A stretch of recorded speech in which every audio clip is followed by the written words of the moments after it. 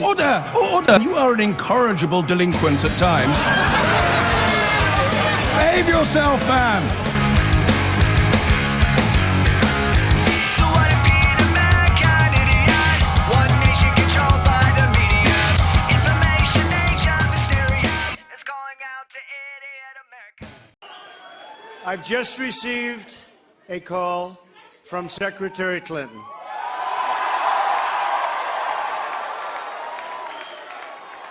She congratulated us, it's about us, on our victory. And I congratulated her and her family on a very, very hard-fought campaign. I mean, she fought very hard. That while the campaign is over, our work on this movement is now really just beginning. We're going to get to work immediately for the American people.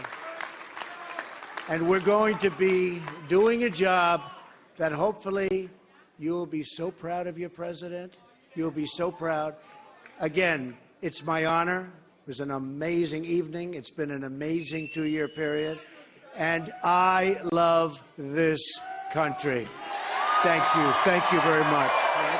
We will dedicate the switchboard today, inevitably, to events on the other side of the Atlantic. And do you remember after Brexit, I think we started the show by wondering whether there was anything I could say that everybody would agree with, apart from, I don't know, an observation about the weather or the suggestion that food is generally necessary for sustaining life. Is there anything everybody could actually agree on? And I feel a little bit like that today. We've got 3 hours together, so it's unlikely that we'll spend the entire time searching or exploring common ground, but let's start that way. Let's start that way. And I'm going to ignore some of the more cliched observations from both sides of the argument and focus in on, to begin with, the things that perhaps we can agree on. I don't know. We will perhaps never know how many people voted for Donald Trump because they share his kind of white supremacist, misogynistic worldview.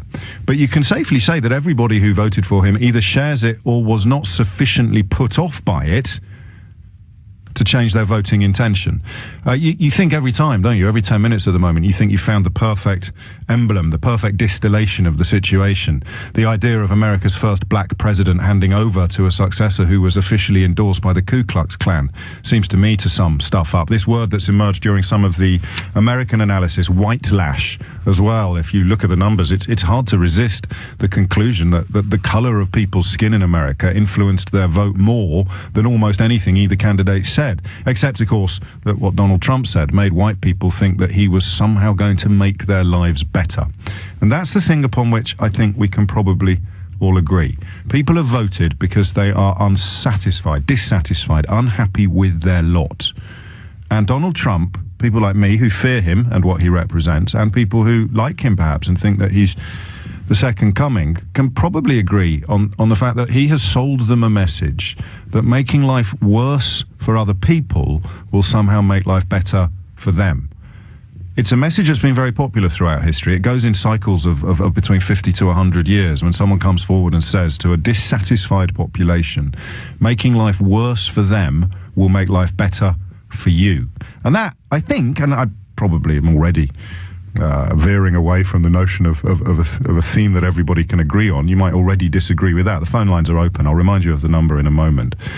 But that, I think, is the problem, isn't it? In that I can't see how my life gets better if I'm an American living in the Midwest. How does my life get better if we don't let Muslims into the country, or we build a wall between Mexico and America, or we start deporting illegal immigrants? This idea that people who say immigration has wrecked their lives have been ignored is palpably nonsensical. It's actually the scariest element of this, because it's an attempt to rewrite reality. You, if you're kind enough to listen to this program on anything like a regular basis, will know that there are some days when I do nothing but listen to people who feel that immigration has wrecked their lives. And you don't sneer at them. This is the other word that's being used at the moment. You're not sneering when you ask for evidence. You kind of think you're doing people a service when you say, are you sure you're blaming the right target? Are you sure you're aiming at the right target on this one? Why don't you talk me through how it has damaged you? Tell me how I'm out of touch, and you tell me how it actually is something that has negatively impacted on your life? Because you know what I'm like. I'm an old hippie. I'm always banging on about the billionaires and the big business and the people who in the aftermath of the last financial crisis saw their fortunes double or increase on average by 50% according to the Sunday Times Rich List. I'm always cautiously suggesting that if you haven't got enough, or you feel that you're not getting your fair share of the pie, the people to blame are probably the people taking huge slices of pie. And Trump spoke to that as well, though. That's the weird thing. That's why I think he represents a real demolition, in fact, of left-right distinctions. Even though lots of people think he's right-wing, an awful lot of what he's done historically is arguably liberal or left-wing. And the argument that the establishment or that the elites or that big business is to blame for the plight of ordinary people is something with which I happen to agree. I just don't understand how an exponent of big business, a beneficiary of big business, a poster boy for big business becomes such a successful public opponent of it. So here's the thing, right? There are now, and I think there are parallels with Brexit. I really do. I find them disturbing parallels, but it's pointless to pretend that there isn't, in both cases, a groundswell of opinion that, and I know that not everybody focuses on immigration, or at least lots of people tell me that they don't focus on immigration, but it's probably not controversial to suggest that it's decided both of those votes, right? People who are convinced that immigration is somehow making their life worse. Can we agree on that? Both of these votes, and we'll focus on America today, are decided and determined by people who think that immigration is somehow making their life worse. Yeah? We're all... Crikey. Unanimous. Consensus. Well, that's what's decided these votes. Now, maybe it is. Maybe it actually is. And that is the point that everybody has missed, and the failure of people who insist that their life has been rendered worse by immigration to actually explain how is not as important as I think it is. Maybe that inability of people to actually explain without reference to meaningless exaggerations from their newspapers or their television news provider, it actually is just bad luck on their part. There are loads and loads of really compelling items of evidence for the prosecution. It was really easy to show a former coal miner in Wisconsin that immigration into New York is the reason why he's poor. Maybe that's true. And I'm being only mildly facetious now. You'll allow me a modicum of facetiousness. Maybe there is actually compelling evidence, but they never provide it. People like Trump don't provide it. They don't give you the evidence. They just give you the voice. They just give you the target without explaining why that's the target you should be aiming at. And the historical perspective on this is irresistible, I'm afraid. Regardless of how you feel about President Trump or how you feel about immigration being the single most important factor in big international electoral decisions, history always suggests that they're lying. The people who tell you can make your life better by making somebody else's life worse, whether it's a Mexican, a Muslim, or a Jew, they're lying. They might mean it, which I guess deserves a different description from lying. They might actually believe it themselves, but I can't think, and just as a measure of how mad things have become, I'd quite like you to tell me an example from history of when scapegoating minorities actually did improve the life and the livelihood of the majorities. Because, and this sounds really mad, maybe there is a historical justification for this kind of politics. Maybe there is an example in history where scapegoating a minority made life better for a majority. I don't think there is. I really don't. And the other parallel I'll point out before we pile in to your thoughts is the absence of passion on the pro side. You know, remember we said after, and indeed in the run-up to the referendum vote in this country, that it was very, very hard to find anybody who was really fired up for the Remain campaign. And I found the same with Clinton. I don't remember hearing really from anybody who was truly fired up, cogent and articulate and bang on the money for Hillary Clinton. I saw enormous amounts of passion against Donald Trump, but I never saw huge amounts of passion for Hillary Clinton. Why not? Well, because she does represent the way things are, and people have voted now in their droves, in their millions, to change the way things are. I'm just frightened of how that will be enacted. Donald Trump sounded, well, again, 6 months ago, I'd have played you that clip from the inauguration speech when he starts talking about beautiful dreams, and I'd have chuckled with you. Or maybe you wouldn't have been laughing along with me. I don't know. It just seems to me still quite surreal. I think it's probably important to stay in the surreal for at least a while, to stay saying, this is mad, this is crazy, this is insane. The temptation is, of course, to try to pour oil on the water and say, well, now we've got to get on with getting on with each other. Now we've got to, pull together. Not a dissimilar message from the one that Donald Trump issued. But the idea that you can become the most powerful man on the planet, arguably the most powerful man in the world since 1928, which I think is the last time a Republican leader controlled both houses of Congress. The idea that you can become the most powerful man in the world by telling people that their problems are caused by immigrants and elites has echoes that you do not need me to remind you of. All your problems are caused by immigrants and elites. So, how do you fix those problems? What does Donald Trump need to do? What does a rosier future than many predict actually look like? And while we, I have to remind you, are looking for evidence of that wall going up between America and Mexico, or evidence of mass deportations, or evidence of bans on people based entirely on their religion, I got to tell you that the warier eyes will be focused on the Baltic borders, the Baltic states, where Vladimir Putin almost has to enact some sort of military action soon, simply to sustain his position at home. He almost has to embark upon another nationalist crusade, as he did in Crimea. And when he does,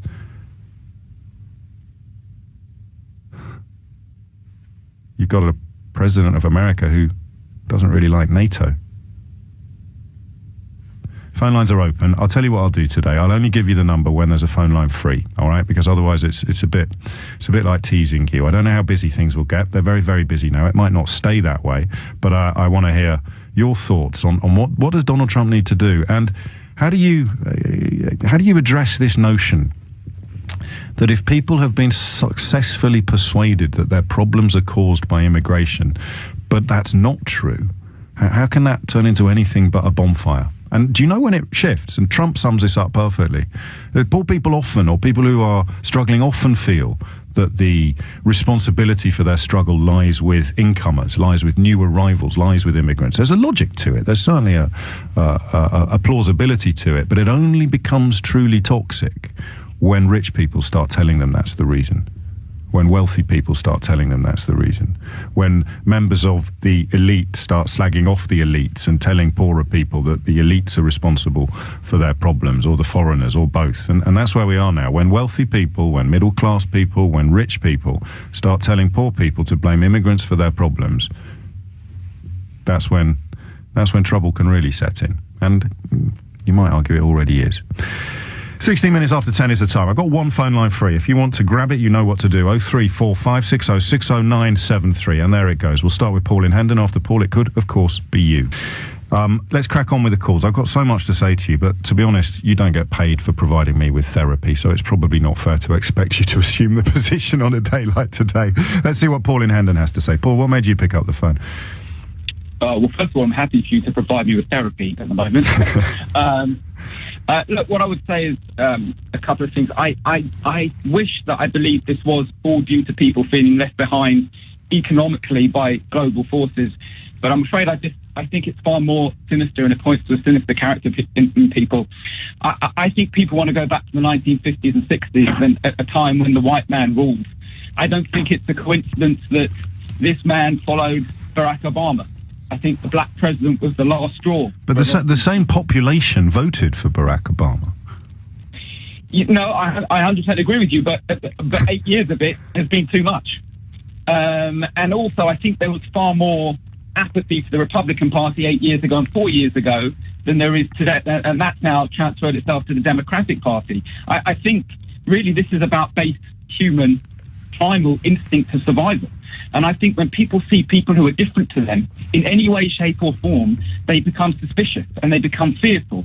And when those people succeed and they build businesses and they become presidents, it becomes too much. And so they want to go back. They want to make America great again, because again means going back to something that once was. And for me, the irony the irony, the sad irony, is that they're rebelling against a framework of global openness and global tolerance and security that was specifically put in place after the Second World War to avoid the horrors that generation had seen. And now we're breaking down that very framework that was put here to keep us at peace. And it's being done by the people who think the opposite will happen.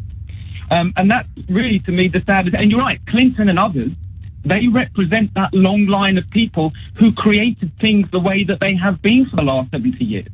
They put all that in place, and that framework now has led to people who they're no economically worse off than they ever were. They just found this is the thing that's fascinating. And just to remind everybody, we're doing 3 hours straight on this today. We will be catching up with the grim situation in Croydon as well. But I'm going to take time with my callers if that's okay with everybody. Here's the thing. That's the point that is perhaps most baffling. It's not just that their economic situation isn't worse. In many ways, it's better. You know, contempt is reserved in America for people on food stamps and welfare. There's not a great groundswell of protection towards the truly vulnerable, the truly forgotten, the truly lost. In terms of basic health, the silly things like running water within living memory. You know, we had outside toilets in this country. All of the sort of observable measures of lifestyle have seen things go up. And yet there is this absolutely irresistible sense that and you know what? I'm guilty of this, Paul. I think I should be better off than I am. Judging by the rules of life when my dad played the game, I should be better off than I am, and I'm not, and I don't know why. But I don't. Well, I know who not to blame. Yeah, I think this happens when you have a generation that hasn't seen war, and that's why it happens, unfortunately, every 70 years, roughly speaking. They want their inbuilt prejudices to be legal again. They want to say what they want and do what they want because they don't know what the outcome of that is. They've never seen it up live, close and personal. We in the West have never seen it. That's why we vote for Brexit and they vote for Trump, because most of us alive today haven't seen it. Only once we've seen those horrors of what our true feelings can bring out in the world, only then do we revert back to another 70 years of putting into place the framework which now so many people detest because it's allowed to flourish so many people that are just not like us and not like how we were. And the liberal intellectuals who historically warn about this are always in the minority. Paul, thank you. The best piece I've read today continues. The people who see that open societies, being nice to other people. I joke a lot about the box of trolls. Of course I do. And there'll be an overdrive today, but I don't think we need them on a day like today. There's going to be plenty of rancor and outrage out there that is actually rooted in some form of reality rather than in some racist psychodrama.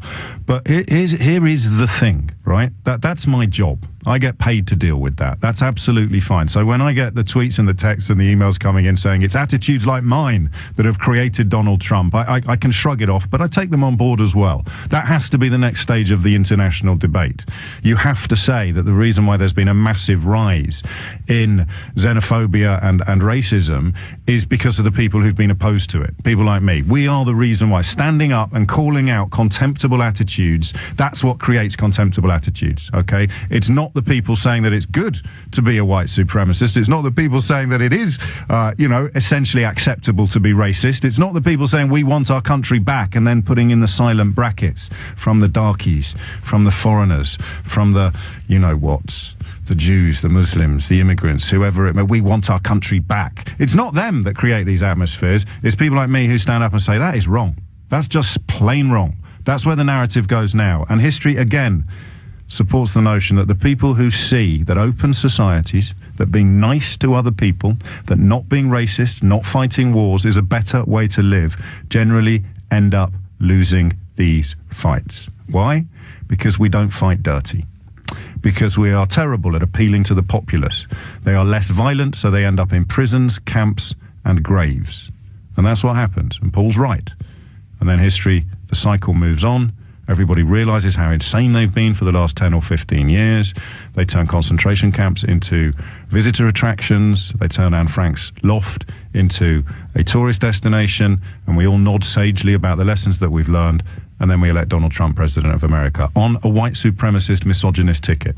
Doesn't mean everyone who voted for him is a racist or a misogynist, but it means they don't mind racism and misogyny. And it'll be abortion first at home. It will be the rights of women first in America that come under threat, not the rights of Muslims or Mexicans, the rights of women, American women, all of them. William is in Wimbledon. William, what would you like to say? Well, I don't know. I'd first like to start by saying, it's horrible to hear about everything in Croydon, living in Sydney myself. But my mum voted leave. She would stand at the TV whenever Nigel Farage came on and scream, "Get him out." Finally, somebody's saying it, "Get him out." My country isn't the country I grew up in. It isn't the country that her father fought for, etc., etc., even though, obviously, she's brave. Get who out? Get who out, do you think? Get the foreigners out. All of them? All of them. She, bless her heart, this is the other thing, the paradox, she's a lovely woman. Of course. She's been all over the world. She's been to Burma, she's been to Nepal, she's been, sadly, recently to America.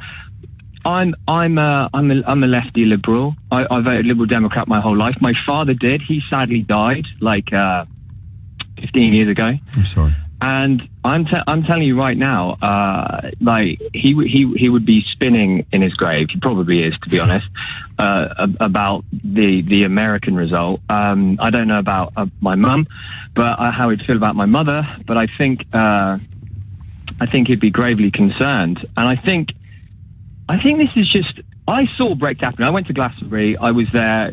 I had my phone out 5 a.m. in the morning, and I could see it happening months before, because it's people like my mum who are kind-hearted people, but just live in a bygone age. They almost want that Winston Churchill fighting the Nazis when Britain was white, you know. And she would articulate that, which I guess this is what political correctness did, is it made people like your mum feel they couldn't say that out loud. That's the thing, and it's what you were saying. It's what you were saying, James.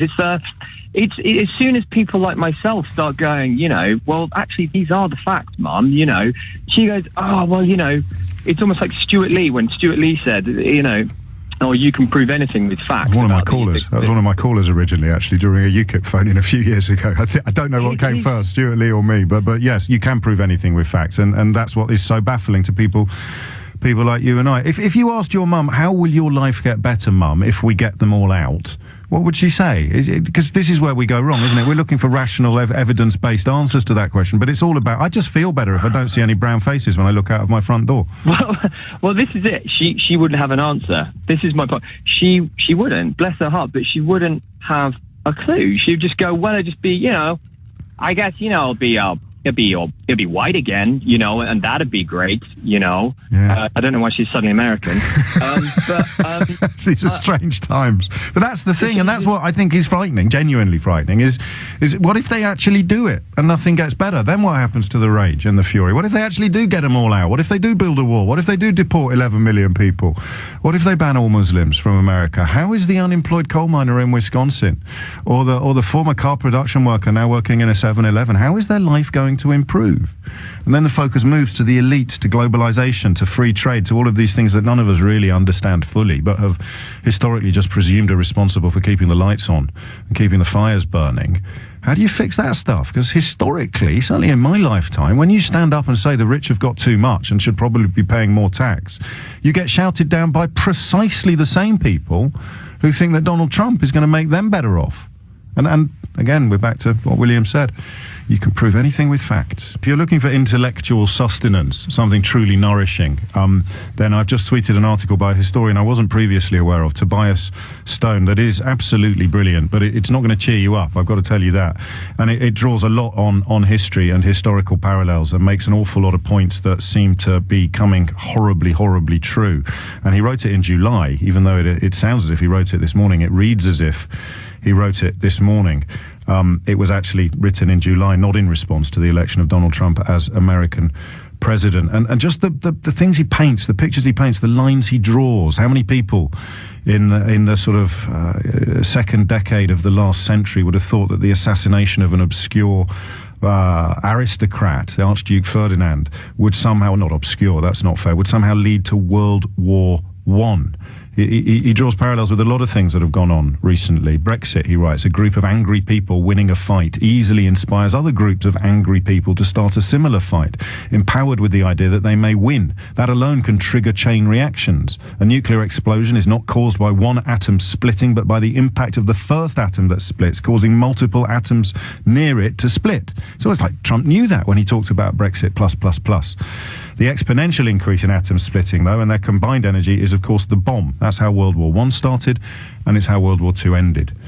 And the really tricky thing is, you can't ever arrive at the conclusion that you live in a country where, you know, you could probably get a majority of people who'd want to kill the other half of the country just because. You can't ever go down that road, even if some mornings you fear it might be true. The real mystery is, what are you angry about? And that seems to me to be a matter of choice. What are you angry about? What are you angry about? And the message is, I'm angry about Mexicans, I'm angry about Muslims, I'm angry about Poles, I'm angry about immigrants. I'm angry about that. So fix it then. Get rid of them all. You really think you're going to wake up happy the next morning? This is what I've always found fascinating. It's why I do this job and haven't in the last couple of years, not pretend that they were coming in thick and fast before that, but in the last couple of years, obviously I've had invitations and offers from elsewhere, but the reason I much prefer coming here to work every day, I don't want to preach to the choir. I want to speak to the angry people. I can be accused. You can say that I'm sneering at you if you want when I say, why do you think that? And then when you can't answer it, I conclude that you probably are choosing to be angry rather than being led there by events. You're choosing to be angry. Build the wall, deport all the illegal immigrants, ban all the Muslims, and all the people that we see screaming USA on the streets of America today will suddenly be happy, will they? No, they just won't. They really won't. I wish they would. I'd love to be wrong. That's 2016's motto. I would never, having spent my entire life being desperate to be right about everything, I have never in my days wanted more to be wrong about more. I want to be wrong about everything. I'd love to be wrong about everything. But it keeps coming true. These grim predictions that we make keep coming true. Last night, it was the first exit poll. I said to my wife, we had a couple of friends around, it came out, what was the main thing you voted for? What was the main thing that inspired your vote? And you could only choose one thing. And 38% said change. And I said to Mrs. O'Brien, that's it. He's in. Blimey. I don't need to stay up tonight. He's in. Because there's no earthly way anyone who wanted change would have voted for an inferior version of the president they already had. People want change. But that's terrifying, because that means everything and nothing. And people like Donald Trump get to fill in the gaps. So what happens, genuine question, what happens if they build a wall? They deport 17 million or 11 million people. They ban all Muslims. What happens if they do all that stuff? What happens if Donald Trump tears up trade agreements and things get worse? That's your Brexit parallel. We do all the things that the angry people wanted, and life gets worse for all of us.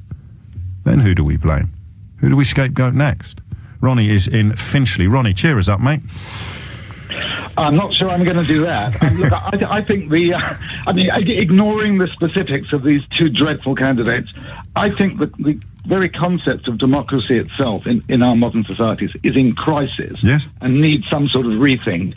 I mean, it's a dreadful indictment of the United States electoral process that's been dominated by sort of a reality TV approach. Not just actually TV executives, but also the people that run the Washington Post, New York Times. They were all fascinated by Donald Trump. Obviously, he is colossally entertaining, and everyone has devoted miles of column space and TV time to this guy, and it's exposed for me the frailties of democracy. It's the same in the UK. I mean, and with Brexit, the people were fed on a diet of Daily Mail headlines and the voter power of reality programs like X Factor and Strictly. And for God's sake, they vote off the best dancers on Strictly week after week. You're covering a lot of ground. and coming to the specifics, the solutions of Farage and Trump to go down the roads of jingoism, capitalism, and nationalism and protectionism seem to people who see themselves as getting poorer every day.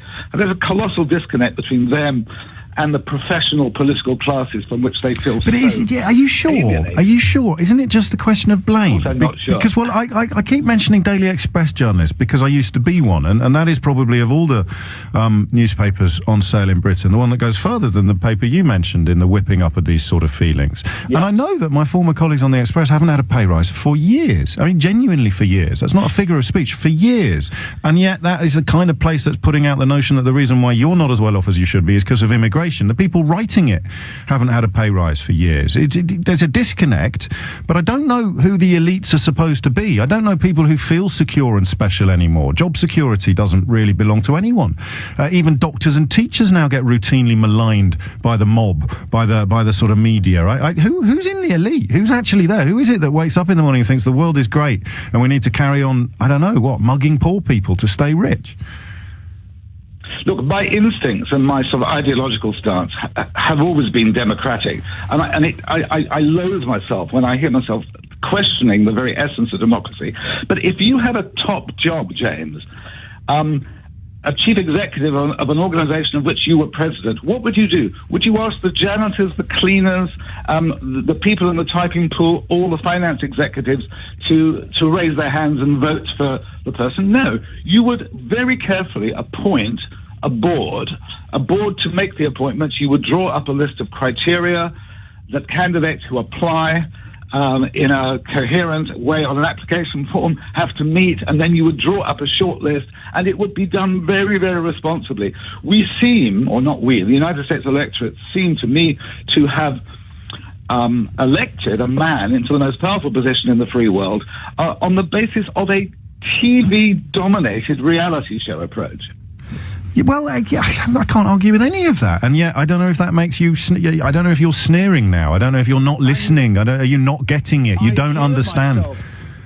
I hear myself sneering, and I don't like that. And I know that I'll be accused of being part of the metropolitan elite who don't think the people should have been consulted over Brexit. Well, I don't think the people should have been consulted over Brexit. Ludicrous. Or if they were to be consulted, they could have been asked a slightly more complicated question. Or they could be asked a question every month. Why can't we have a second, third, as more and more information comes out? But this expression, the will of the people, it shouldn't be a sacred cow before which we prostrate ourselves. And the four most dangerous words I heard last night were, "The people have spoken." The people have spoken. Well, no, I'll tell you what, there are four more dangerous words than that, as you well know, which is enemies of the people.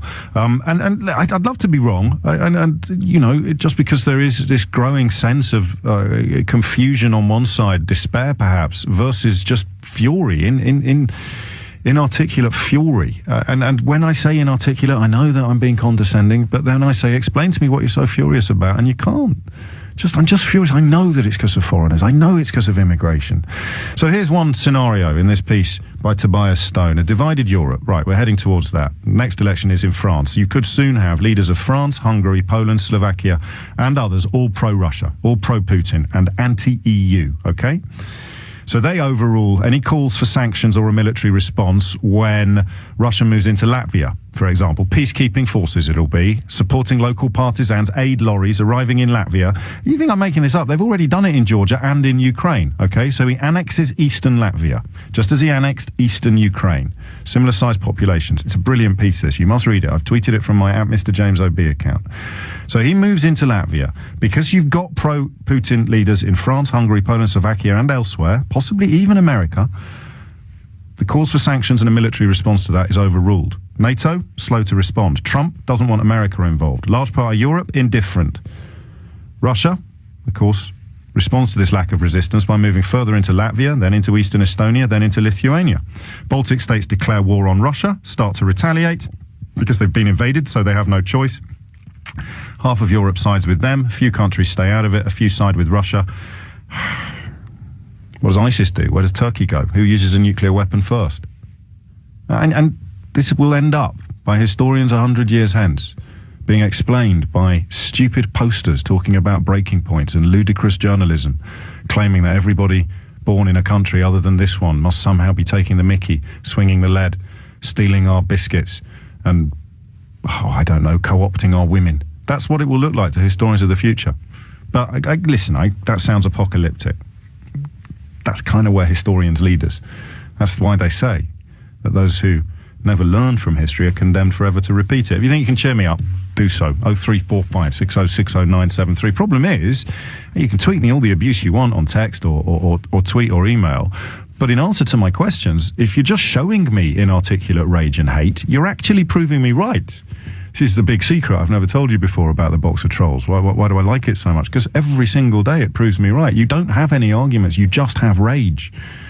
I just wish I was the kind of person who could turn off his conscience and feed that rage, because I reckon I could be in charge by Christmas. And Donald Trump will be the next president of America, the first black president, handing over to the first president in living memory to be officially endorsed by the Ku Klux Klan. Almost makes you nostalgic for the days when you thought Sarah Palin was the maddest thing that could happen to American politics, but only almost. I'm just talking. You're talking to me. We'll get some voices on who are less spooked by events on the other side of the Atlantic, I promise, as and when they present themselves. But in the meantime, the fear, if you like, the suggestion that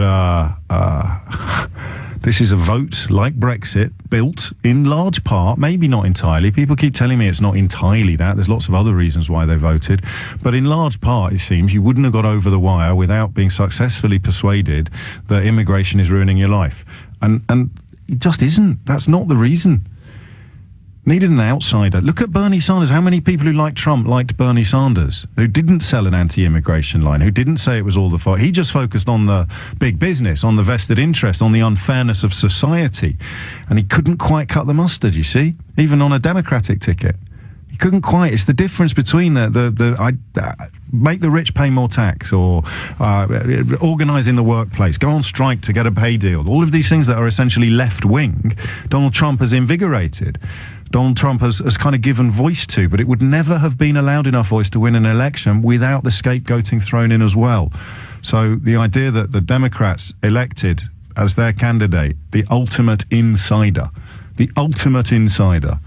at a time when America was clearly crying out for an outsider, that's what explains Bernie Sanders, is going to go down in history as one of the biggest political mistakes of, in that country's history. Cedric's in Thamesmead. Cedric, what would you like to say? Morning, James. Thanks for taking my call. You're welcome. If I may, I want to try to bring a little bit of calm to the storm that's been created over the last few hours. Please. I think what people forget, and you mentioned that there was a parallel between this election and Brexit. I think people don't remember that the presidency is not an omnipotent position. So even though Donald Trump says, yes, I'm going to build a wall, yes, I'm going to kick out the Muslims, yes, I'm going to kick out the Mexicans, he can't do that just by saying it. He still have to deal with Congress.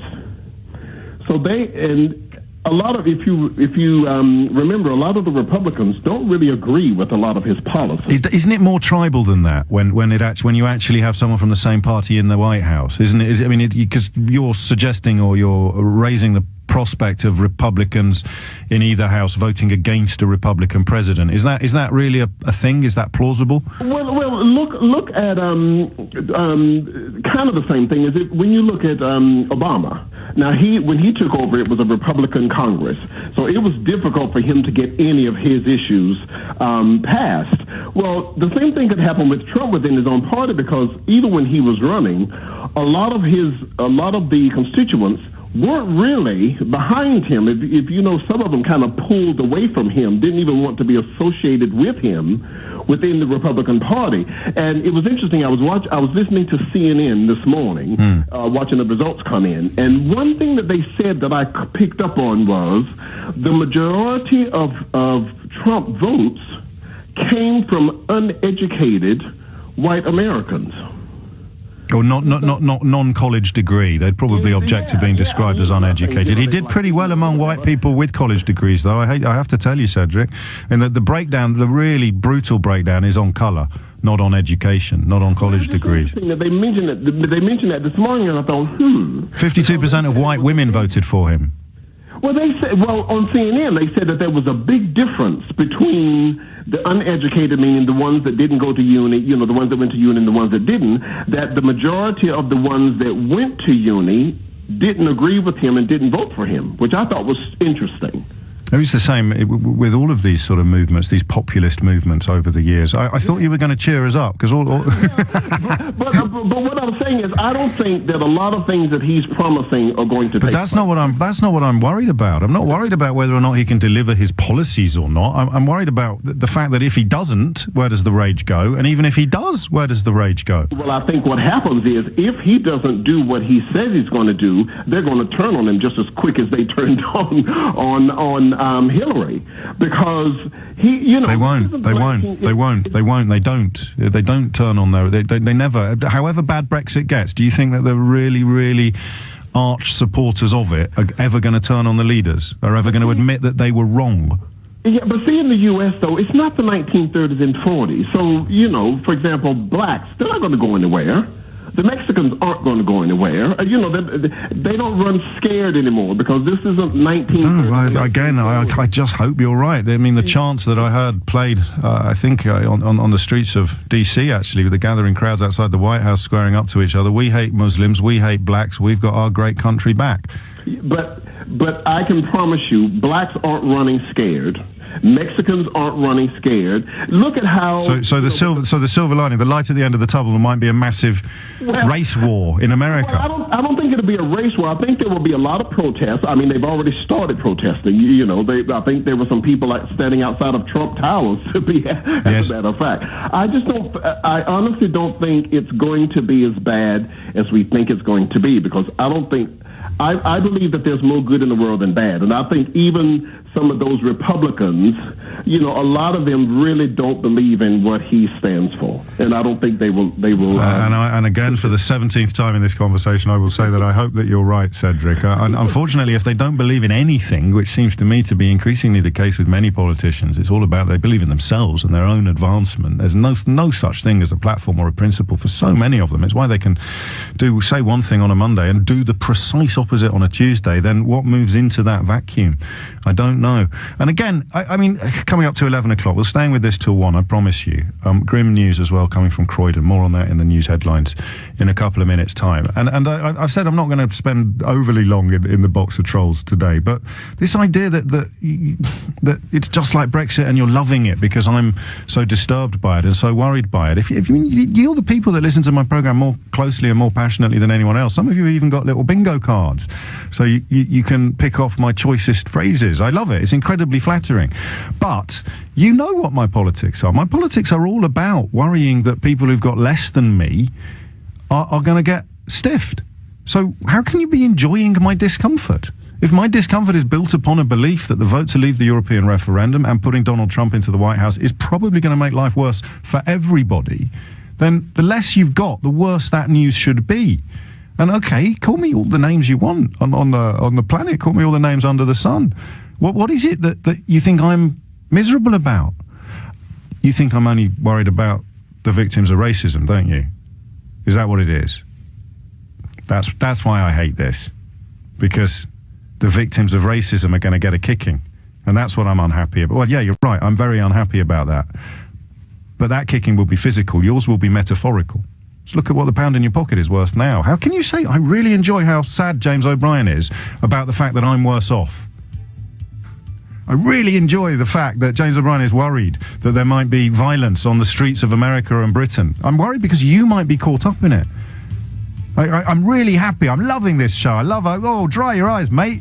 I love the taste of your tears, mate. But what do you think I'm sad about? What do you think people like me are worried about? We're worried about you. Not worried about protecting some non-existent metropolitan ivory tower. Oh, there aren't any immigrants in Chiswick. You don't know what you're talking about.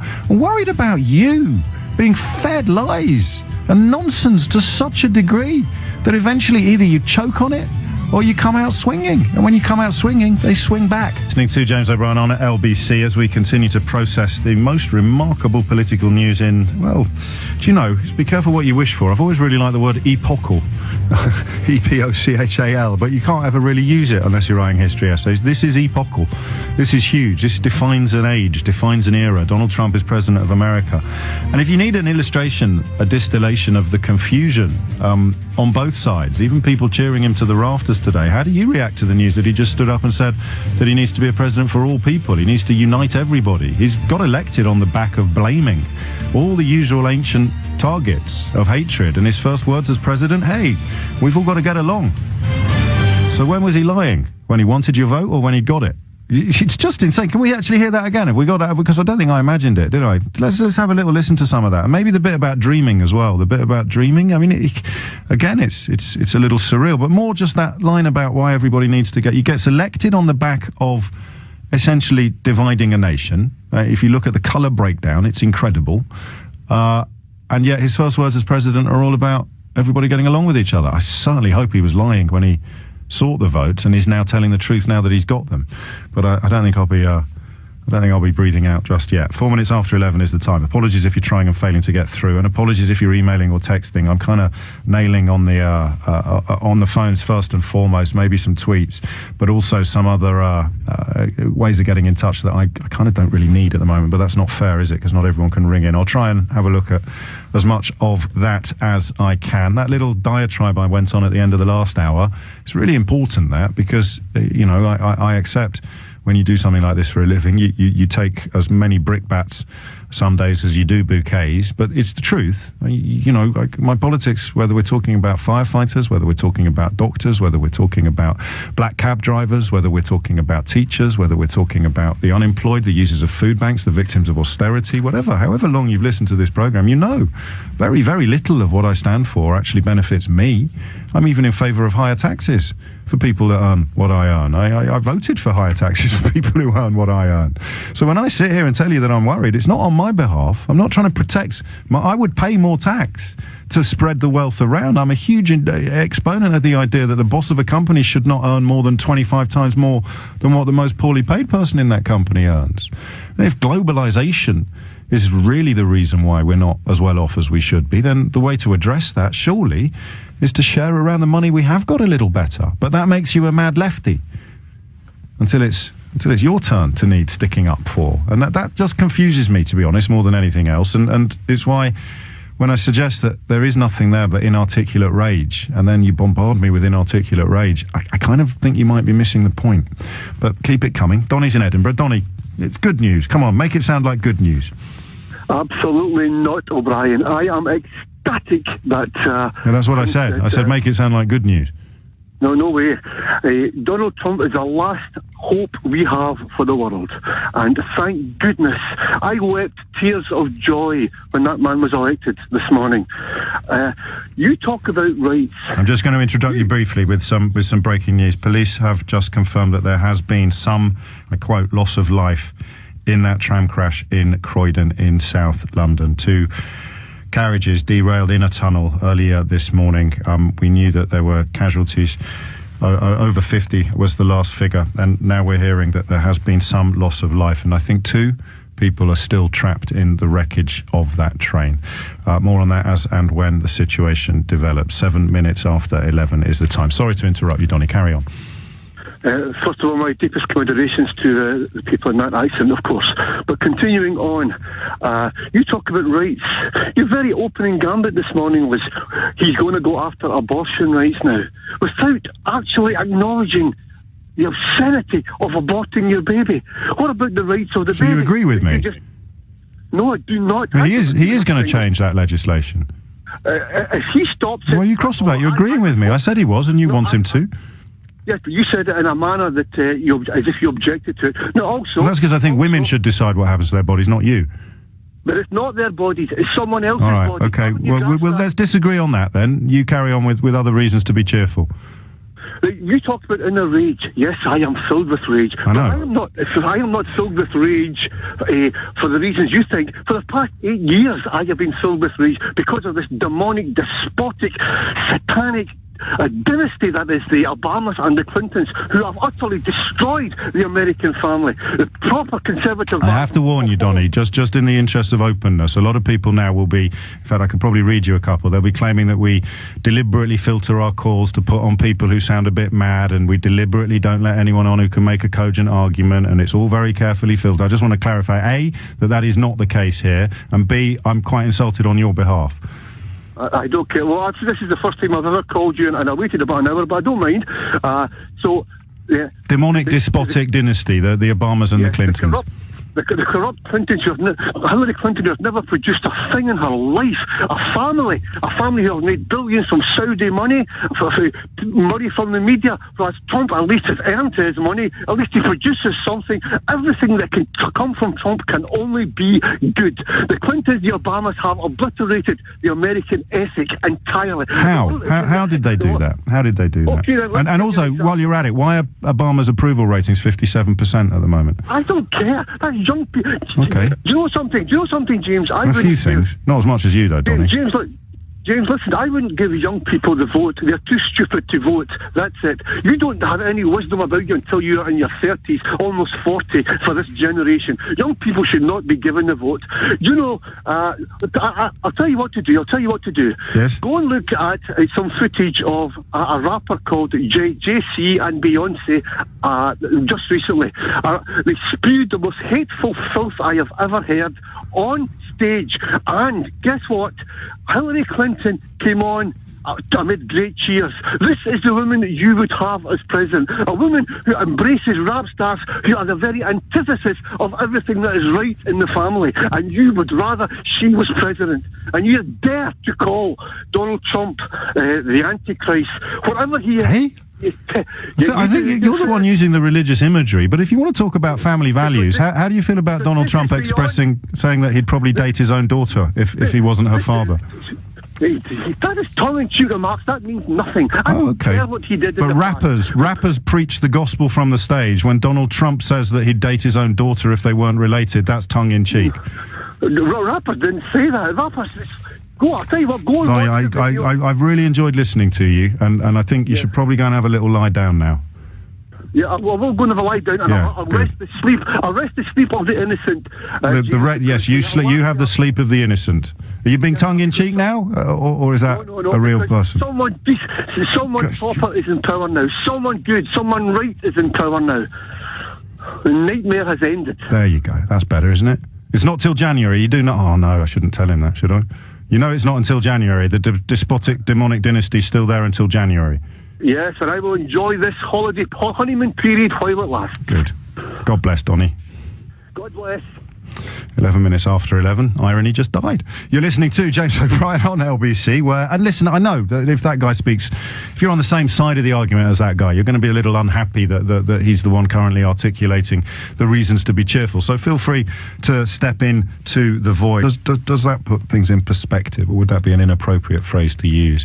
However much sort of existential despair you may be feeling at the prospect of Donald Trump, if he delivers on what he said he's going to deliver on, then I think a lot of people will be very, very worried, and rightly so. And if he doesn't deliver on what he said he's going to deliver on, a whole different bunch of people are going to be very, very worried, and rightly so. But of course, if you've woken up this morning and actually suffered a tragedy, suffered a loss, I guess the events in the wider world will seem a little bit... Well, they'll resonate somewhat less than they will with the rest of us. And speaking of the wider world, let's just hear, because this is the thing, right? This is the bit that people like me cling to, which is the idea, and you're not going to like this, but the idea that he's played America for a bunch of fools. He's played the race card because he knows it works, but he never really meant it. And now that he's in charge, now that he's got power, because it's always about power and or money with these kind of people. Now that he's got power, he's going to start retreating straight away. That's what this sounds like. Now it's time for America to bind the wounds of division. Have to get together. To all Republicans and Democrats and independents across this nation, I say it is time for us to come together as one united people. Well, the message there is the polar opposite of what got him elected. I don't know quite how you account for that. If you were waiting for him to announce, we'll build the wall tomorrow, we'll start deporting people, we'll get rid of Mexicans, we'll lock Hillary Clinton up, those disgusting crooked Democrats. Remember, everyone's corrupt except him. Everything's rigged except him. And his first words as president seem to suggest that he was laughing at the people who believed all that while he was telling them it. 11:15 is the time. You are listening to James O'Brien on LBC. More of your calls after this. And you are listening to The Fallout, I suppose, on LBC. I tweeted yesterday that I'd had to record my version of that promo in the event of a Trump win. And I said to Caroline, the producer, yesterday, I said, we'll be playing that out tomorrow. We'll be playing that out, not as a kind of, oh, look what happened. We'll be playing that out. It's going to happen. And I don't know whether I mean, part of me wonders whether you say that so that you prepare yourself for the worst, so that it doesn't come as a massive shock. But it just seemed to me inevitable, the way things are going at the moment. Everything seems to just have a momentum, an irresistible force to it. And I don't understand why people get cross with me for suggesting that it all seems to boil down to, or much of it seems to begin with immigration, a rejection of immigration, a belief that immigration has ruined your life. And it's just not true. It really isn't.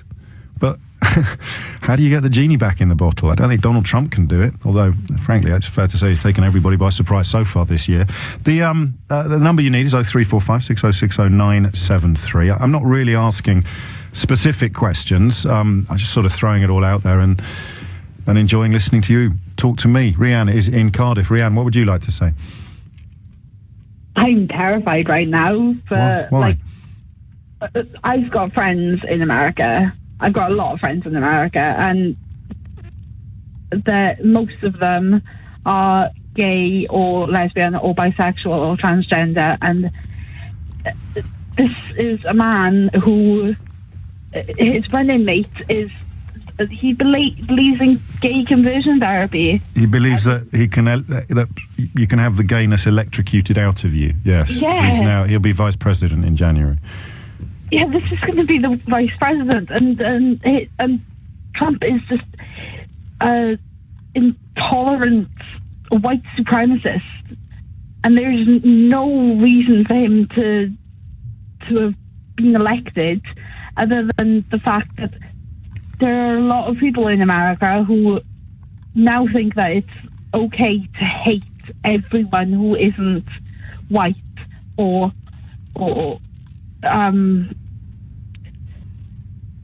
not even white. I mean, there's plenty of hatred for white people. Someone called Darryl Reeves has just offered to kick my head in, and I'm white, so it's not unique. Yeah, but you believe that a lot of people deserve the same things as you've got. That makes you the enemy of all these people. I see. How do you think it's happened then? I mean, from where you are, if you were trying to explain it, if you were writing history 50 days hence, how do you think it's happened? Because it's simplistic to say a bloke stood up, he told them all their problems were the faults of Mexicans and Muslims, and he promised to slap around some Mexicans and some Muslims, and he got elected. But that's all I've got at the moment. I think it is a lot of it is to do with sort of encouraging the hatred in people, and the hatred that's been encouraged in other people is encouraging hatred in even more people. It's like there's no way for anyone with a brain probably to sort of like just like they can't. I don't even know. It's all right. It's not your job. It's not your job to know, or at least it's not your job to have a crack at it. It's my job, Rihanna. And your despair is a lot more probably expressive than any words that you might have found. 24 minutes after 11 is the time. A few myths need busting already. He didn't hoover up the working class vote. People on under $50,000 a year went for Clinton. It was those on over $50,000 a year who mostly went for Trump. The Hispanic vote did not turn out for Clinton on anything like the level that she needed. In fact, Donald Trump got more Hispanic votes than Mitt Romney got in 2012. So there are difficulties in drawing any obvious parallels from any of this, except, tragically, for me, or for people like me, who wish we could all get along, raised as a Christian, the colour one.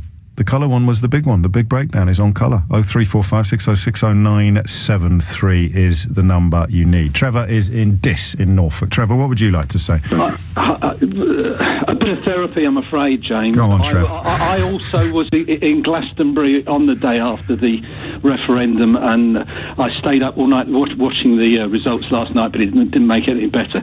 So, but no, seriously, Trump is a man who says what he likes for whatever effect that he wants, and then when it's played back to him, it's inconvenient. He says, "I never said that." It's sounds familiar. possible. Yes. perfectly possible that he will just not do any of the really hard things that he said he was going to do, and just ignore it.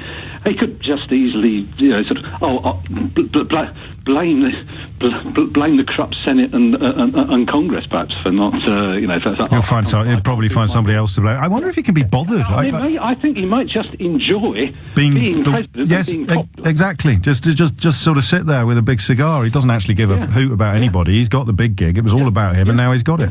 Yeah, he hasn't got to. He's not beholden to the Republicans. He's not, because half of them sort of deserted him anyway.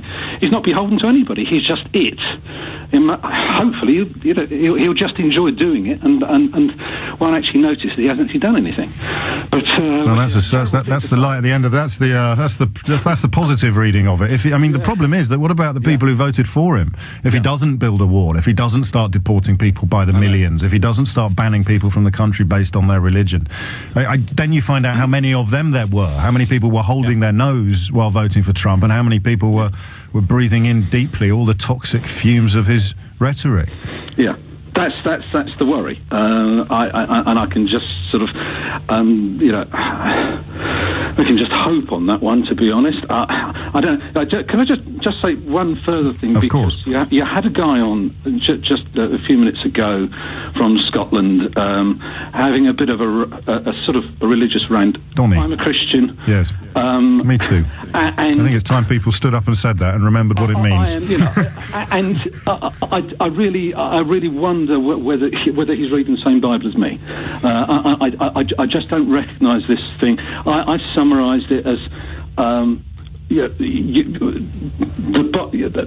Donald Trump is anti-abortion, therefore it's my Christian duty to vote for him, and that is just And he's not anti-abortion. There's no earthly way in his own personal history that if he got somebody pregnant and they didn't want the baby, I don't think Donald Trump would be signing up to the school of thought that says, well, let's force her to have it. But it played well with that little bit of the electorate that he needed. It was about a fortnight ago they started saying he's got the evangelicals on board. He's got the evangelicals on board. How has he got the evangelicals on board? By preaching hate? Well, I think that Trevor just sort of unwrapped a little bit of that mystery. It's coming up to 11:28. Thank you, Trevor. Ian is in Colchester. I can only give you a minute and a half, Ian. I apologise, but the news is quite important today. What would you like to say? Yeah, thanks, James, for getting me on. I've just got a little bit of an observation, and I don't know where it will fit. With Brexit, how can we explain the number of ABC ones that voted for Brexit? Now, the same thing with Trump, right? How come, equivalent terms, have we got as many people, voting in that bracket? Now, I think Trump is a poacher come gamekeeper. There's a lot of people that benefited from capitalism that know it's wrong, and maybe they're thinking this can't go on because we're all going hell in a handcart. Let's hope he's a poacher come gamekeeper, and he knows he's benefited from the Democrats and all the fiddles in the past with New York buying up real estate and the fiddles of the banks. He knows the inside job, what's going to happen next.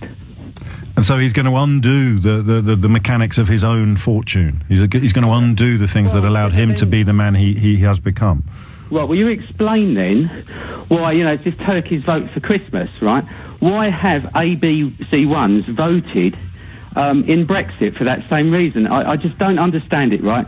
But there's something... nobody understands it. The people on the other side don't understand it. This is what I get. Here you go. Ramona O'Brien, you've been trumped, writes Leslie Wheeler, using capitals. Now shut your whinging and concentrate on addressing listeners who don't hold your left-wing tripe. Well, my left-wing tripe is that people need help. People need looking after. Bosses need reining in. Rich people need to pay more taxes. The way that the world is set up is to the detriment of ordinary working people. And yet that's also what Donald Trump has tried to argue. And yet in Leslie's little ears, that's left-wing tripe. No one understands it, Ian.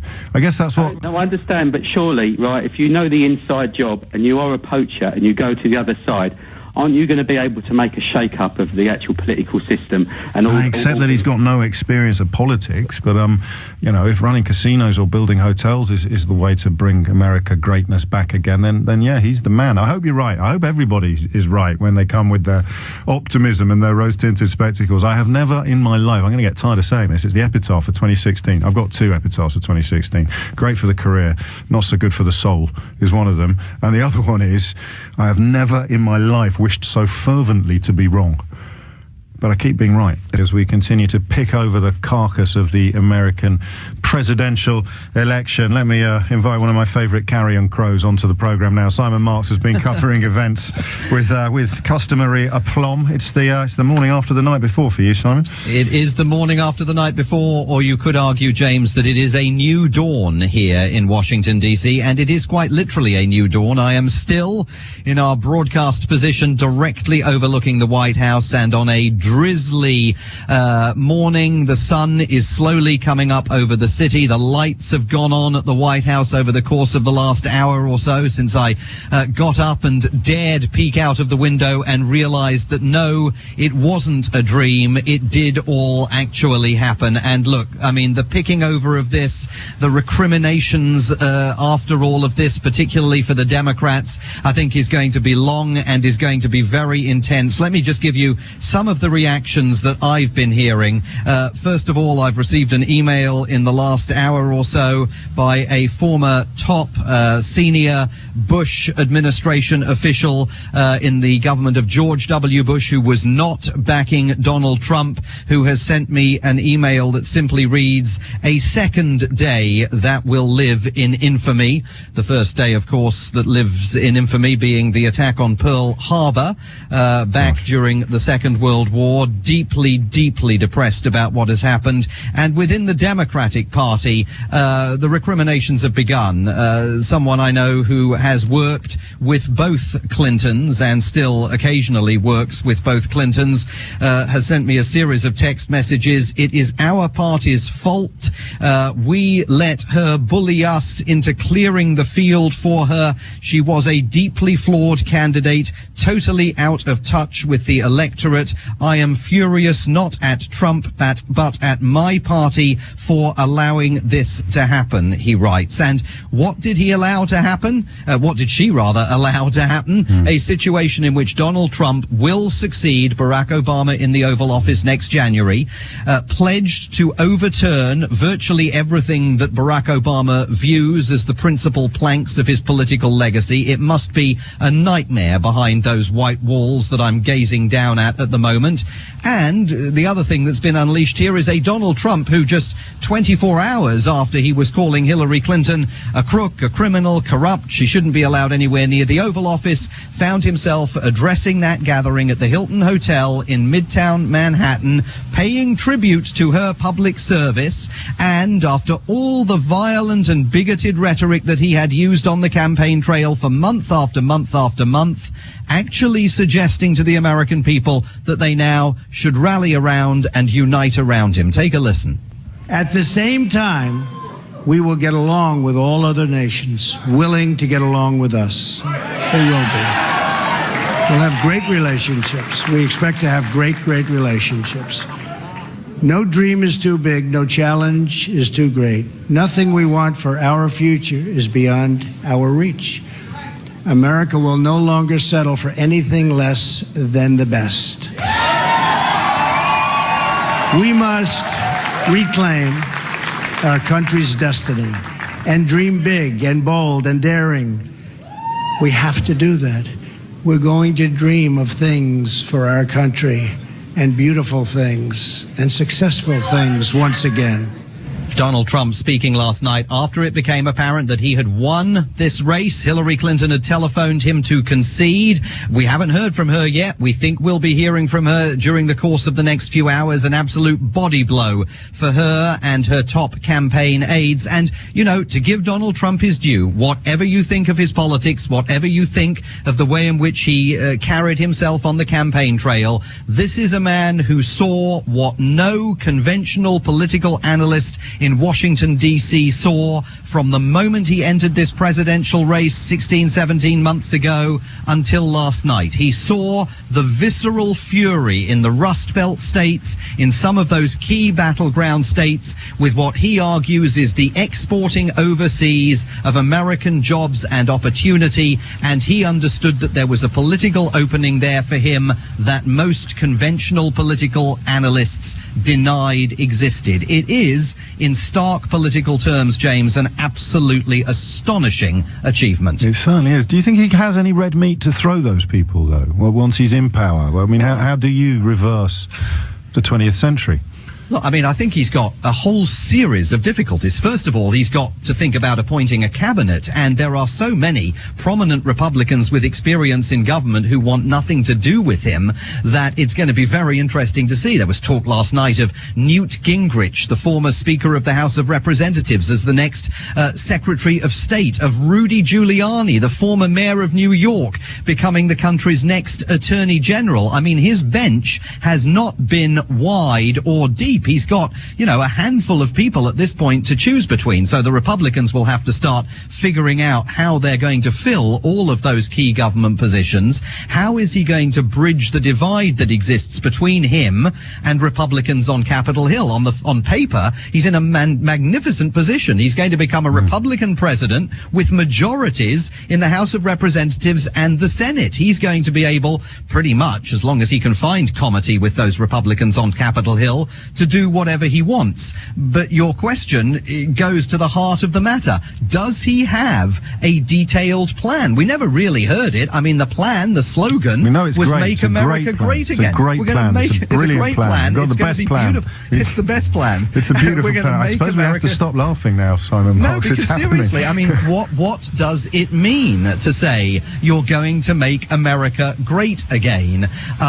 We're going to see how he chooses to define that in the course of the next weeks, months and years, and whether he's actually got any red meat to throw at them, or whether in 4 years' time, once again, the electorate is in the mood for a change candidate, and by then Donald Trump will be the candidate of continuity. Well, we'll see what happens when the election of 2020 dawns. Good Lord. I just briefly, Simon, before you go, when you mentioned this ability or this tapping into the rage that he did, do you think he had that at the beginning? Because I wonder sometimes whether or not he's been as surprised as everybody else has by the scale, both the quantity and the quality of that inarticulate fury that he's tapped into. And oddly enough, I know that some of his closest advisors were telling him to listen to a lot of talk radio, where you get a lot of very, very angry people who don't seem to change their views when they've been shown that their views are wrong. And that's pretty much him in a nutshell.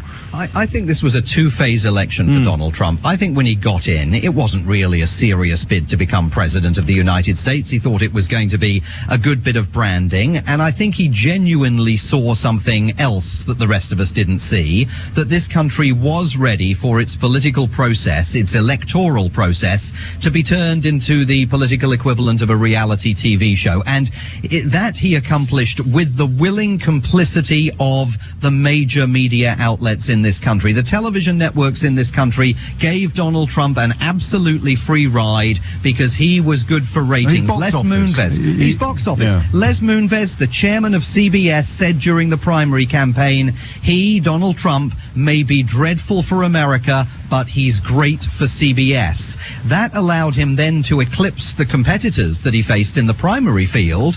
When he won the campaign for the Republican Party's nomination, I think suddenly at that point, he brought to his team people like Stephen Bannon from the very far right Breitbart News, people who themselves understood the rage that existed in some of those communities. And that's, I think, when phase two really began, and he started to sense that there was a political opening for him. But, you know, also we should mention here the role of Melania Trump. From the very first day that Donald Trump announced he was going to be a presidential candidate, she, behind the scenes, was telling him, if you get into this race, you will win. And I don't think that was simply a coach trying to get the candidate ready for the Olympic sprinting final. I think she genuinely believed it, and he started to believe it at a certain point during the campaign as well. And, well, they were both proved right. Simon Marks, many thanks, not just for your contribution to today's programme, but for your sterling work on LBC throughout this remarkable presidential campaign. 11:43, top quality journalism from Simon and everyone else who's been in America for LBC. You're currently listening to James O'Brien on LBC. There you go, stone cold guaranteed. The quality's about to drop like a stone. Let's get to the phones instead. Ben is in. Oh, two Bens. Let's go to Harlow first and then Loughborough after the travel. Ben, what would you like to say? Morning, James. Thanks for having me on. You're welcome. Oh, my God. So, do you know what was funny? Earlier I was ringing thinking that you're going to struggle to find somebody that disagrees with you, and then Donny showed up. Yeah, but I'd quite like some other people who disagree. But it's not even people who disagree with me. I want people to explain to me how someone in America on $70,000 a year is going to have their life improved by a Mexican wall or a ban on Muslims. That's all I want. Yeah, and do you know what the irony behind... So I'm 24 years old. The irony behind what Donny was saying is that you don't have any wisdom until you're in your 30s or 40s. And I think I was looking on Facebook this morning, it said that if you counted just the millennia votes, then Clinton would have won a landslide, absolute milestone. And I think that it was just hilarious. Like, what a sad, angry man. And I think that, like, for me, I struggle to find anybody my age that agrees with anything that's gone on in terms of Brexit. Do you ever wonder whether they're just not telling you, whether actually you're surrounded by people who hold the opposite view to you, but they just don't tell you? No, honestly, no. I think people are relatively honest, especially at my age, and I think that if there aren't many closet Trumpers or Brexiteers. There was a couple of people that I know that were on the wrong side of Brexit, in my opinion, including my auntie, who actually has a villa in Spain and decided to vote out, which I thought was quite ironic. But yeah, it's just mad. But this is us being out of touch. You realise that, Ben? These are all meaningless observations. We're just horribly out of touch. It's all over. You've passed it. Make way for the young guns. But what else was I was going to say? I know it might be a bit early, but Theresa May coming out and backing and just congratulating Trump and stuff. I mean, I'm not calling for a world war by any means, but no, she has to. They're going to have to try to do business or whatever. Well, that's why they can't really endorse either. So remember, if David Cameron was still in charge, we'd have a prime minister who had called the new president of America stupid and I think even worse words than that over the Muslim ban, the so-called Muslim ban. And I don't know. I mean, maybe you know. Is there someone? David writes, "Give it up, James. You are flogging a dead horse. You can talk all you like, but you are out of touch." What do you think? I'm not going to use me as an example. I'm going to use the millennials that you've described yourself as. What does someone like David Blair think you are out of touch with? I have absolutely no idea, to be honest with you, James. I don't know where they're coming from, and I think that personally, I'd like to see somebody stand up and speak on our behalf. Like I naively voted for Nick Clegg when that was all kicking off, and he let me down, and then it continuing to be against the run of the pattern of the way things are going. And I'm not even shocked this morning. I woke up this morning, heard the news, and it wasn't a surprise to me. Like you said, I think the momentum of the way things are going, I think it's going to continue, and it probably get much worse before it gets better. But hopefully, once everybody that's out of touch, all the old dears have passed on and made their way to the. Well, you're not going to be winning. You're not going to be winning many new friends with that observation, Ben. Although these are strange times, so I suppose they prompt some strange thoughts. Many thanks indeed for the call. Plenty of room for more. Remember, I'll say that you can grab the phone line that Ben has just vacated. 0345 6060 973 is the number you need.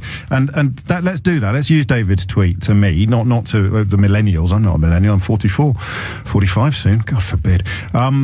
What are we out of touch with? So, I know this rage about immigration. Sometimes when I say it's all about immigration, people get cross with me for saying that it's all about immigration, and then they tell me that it's all about immigration. So what is it that you think that the elites are out of touch with? Elites who say that, for example, rich people should pay more tax and the distribution of how does a $70,000 salary in America, how does someone earning that, or indeed someone earning 40 grand in this country, 50 grand in this country. I suppose the pound will do well against the dollar, won't it, when the markets open again? But here's the thing.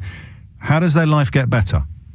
How does their life get better? What is it that they are... Because the really depressing conclusion that you're sometimes left with is they're not actually bothered about whether or not their life gets better. They just want somebody else's life to get worse. But I really, really want you to refute that observation. 0345 6060 973 is the number to call. It's 11:48. Donald Trump has been given his Twitter account back. You'll remember the days leading up to yesterday's election. His closest aides felt he couldn't be trusted with it. Donald Trump used the power of social media to help propel him into the White House. He instantly was able to fight back against critics, reporters, even members of his own party if they challenged him, which begged the question, what will President Trump's Twitter feed look like? We now have his answer. I'm going to do very restrained. If I use it at all, I'm going to do very restrained. I find it tremendous. It's a modern form of communication. There should be nothing you should be ashamed of. It's where it's at. I do believe this. I really believe that the fact that I have such power in terms of numbers with Facebook, Twitter, Instagram, etc., I think it helped me win all of these races where they're spending much more money than I spend. And I won. President Obama is going to have to hand over the @POTUS Twitter handle to President-elect Trump. What should we expect from @POTUS when he enters the Oval Office? Joining me now is our panel.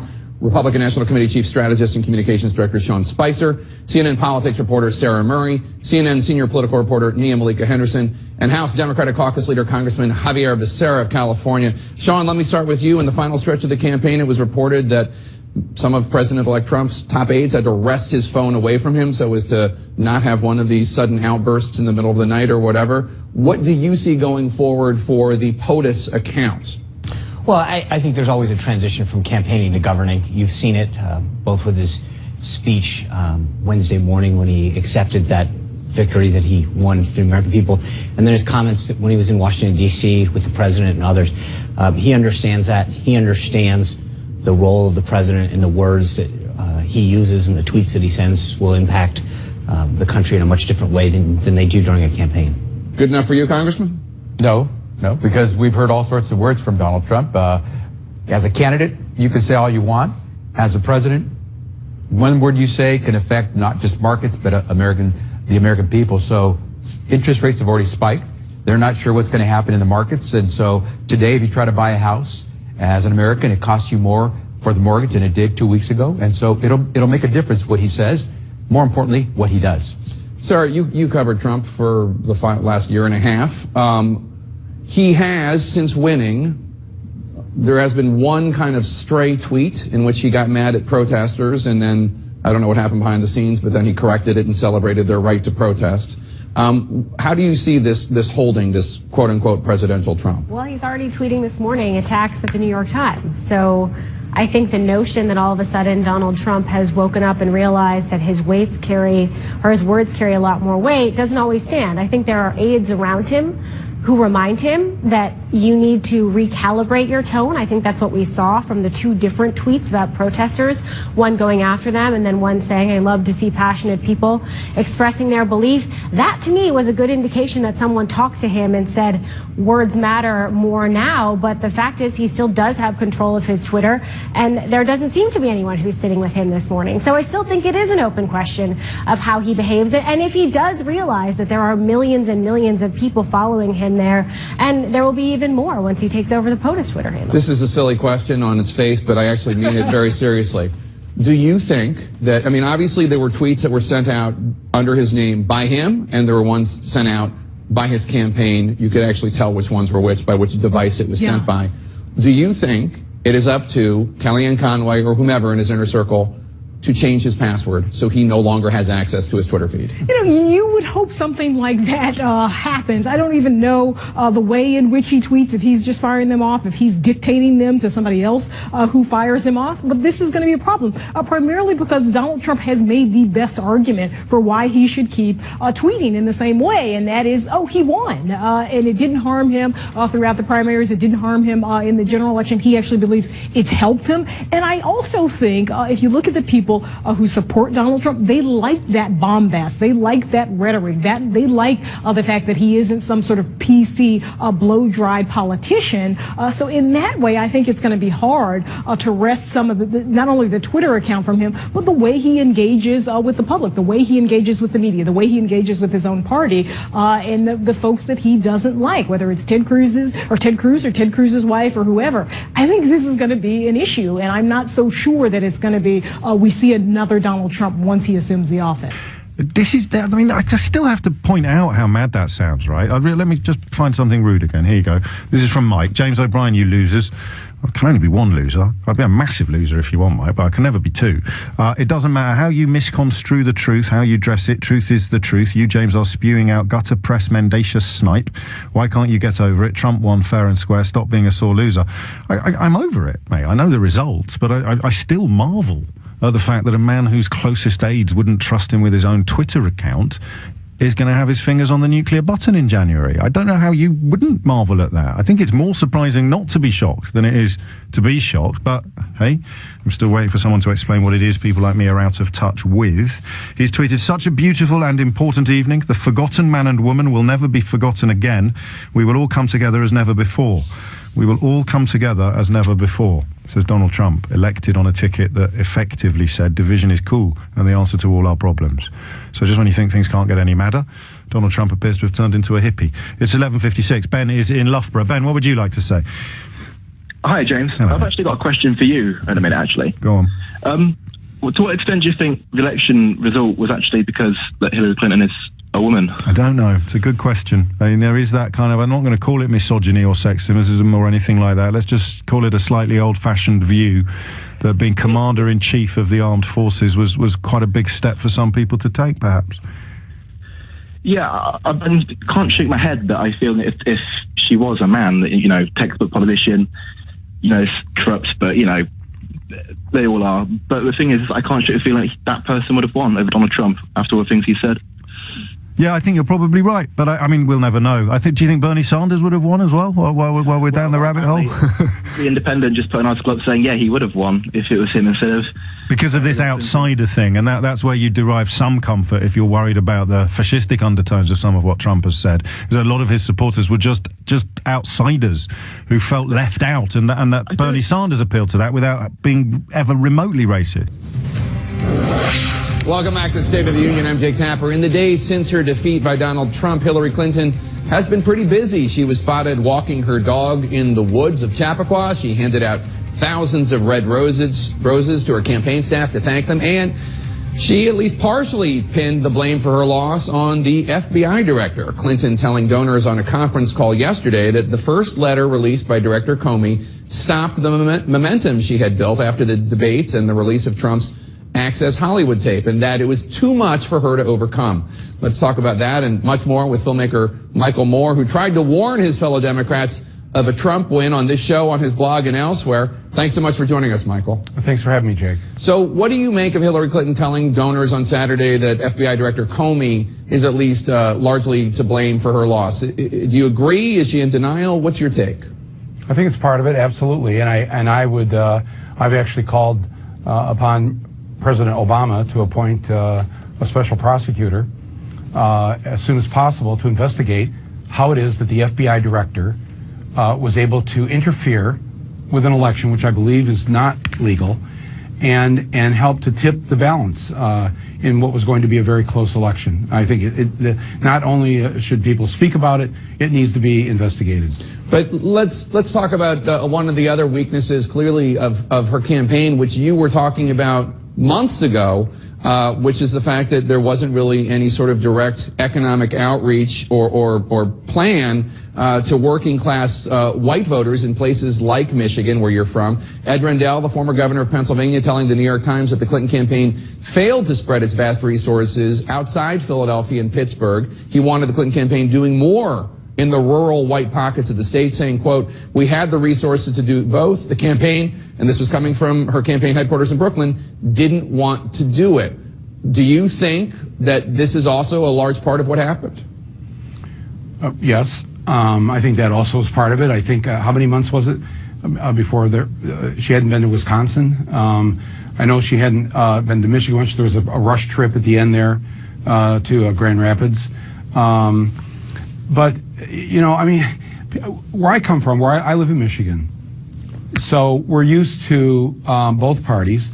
The Republican Party, which controls the state house and the governor in Michigan, has contributed to poisoning the people of Flint and still hasn't fixed the problem. So we're used to the treatment of that party. We're also used to the neglect, the benign neglect from Democrats, or I should say the old school Democrats, who basically, once they get in, have a hard time dealing with, especially cities that have large minority populations, or in the case of, say, Flint or Detroit, these are majority black cities, and they largely go unignored. They get a lot of lip service. And the funny thing is that Donald Trump kind of saw that and made that point, even though he will be the last person to visit Detroit or Flint to help us.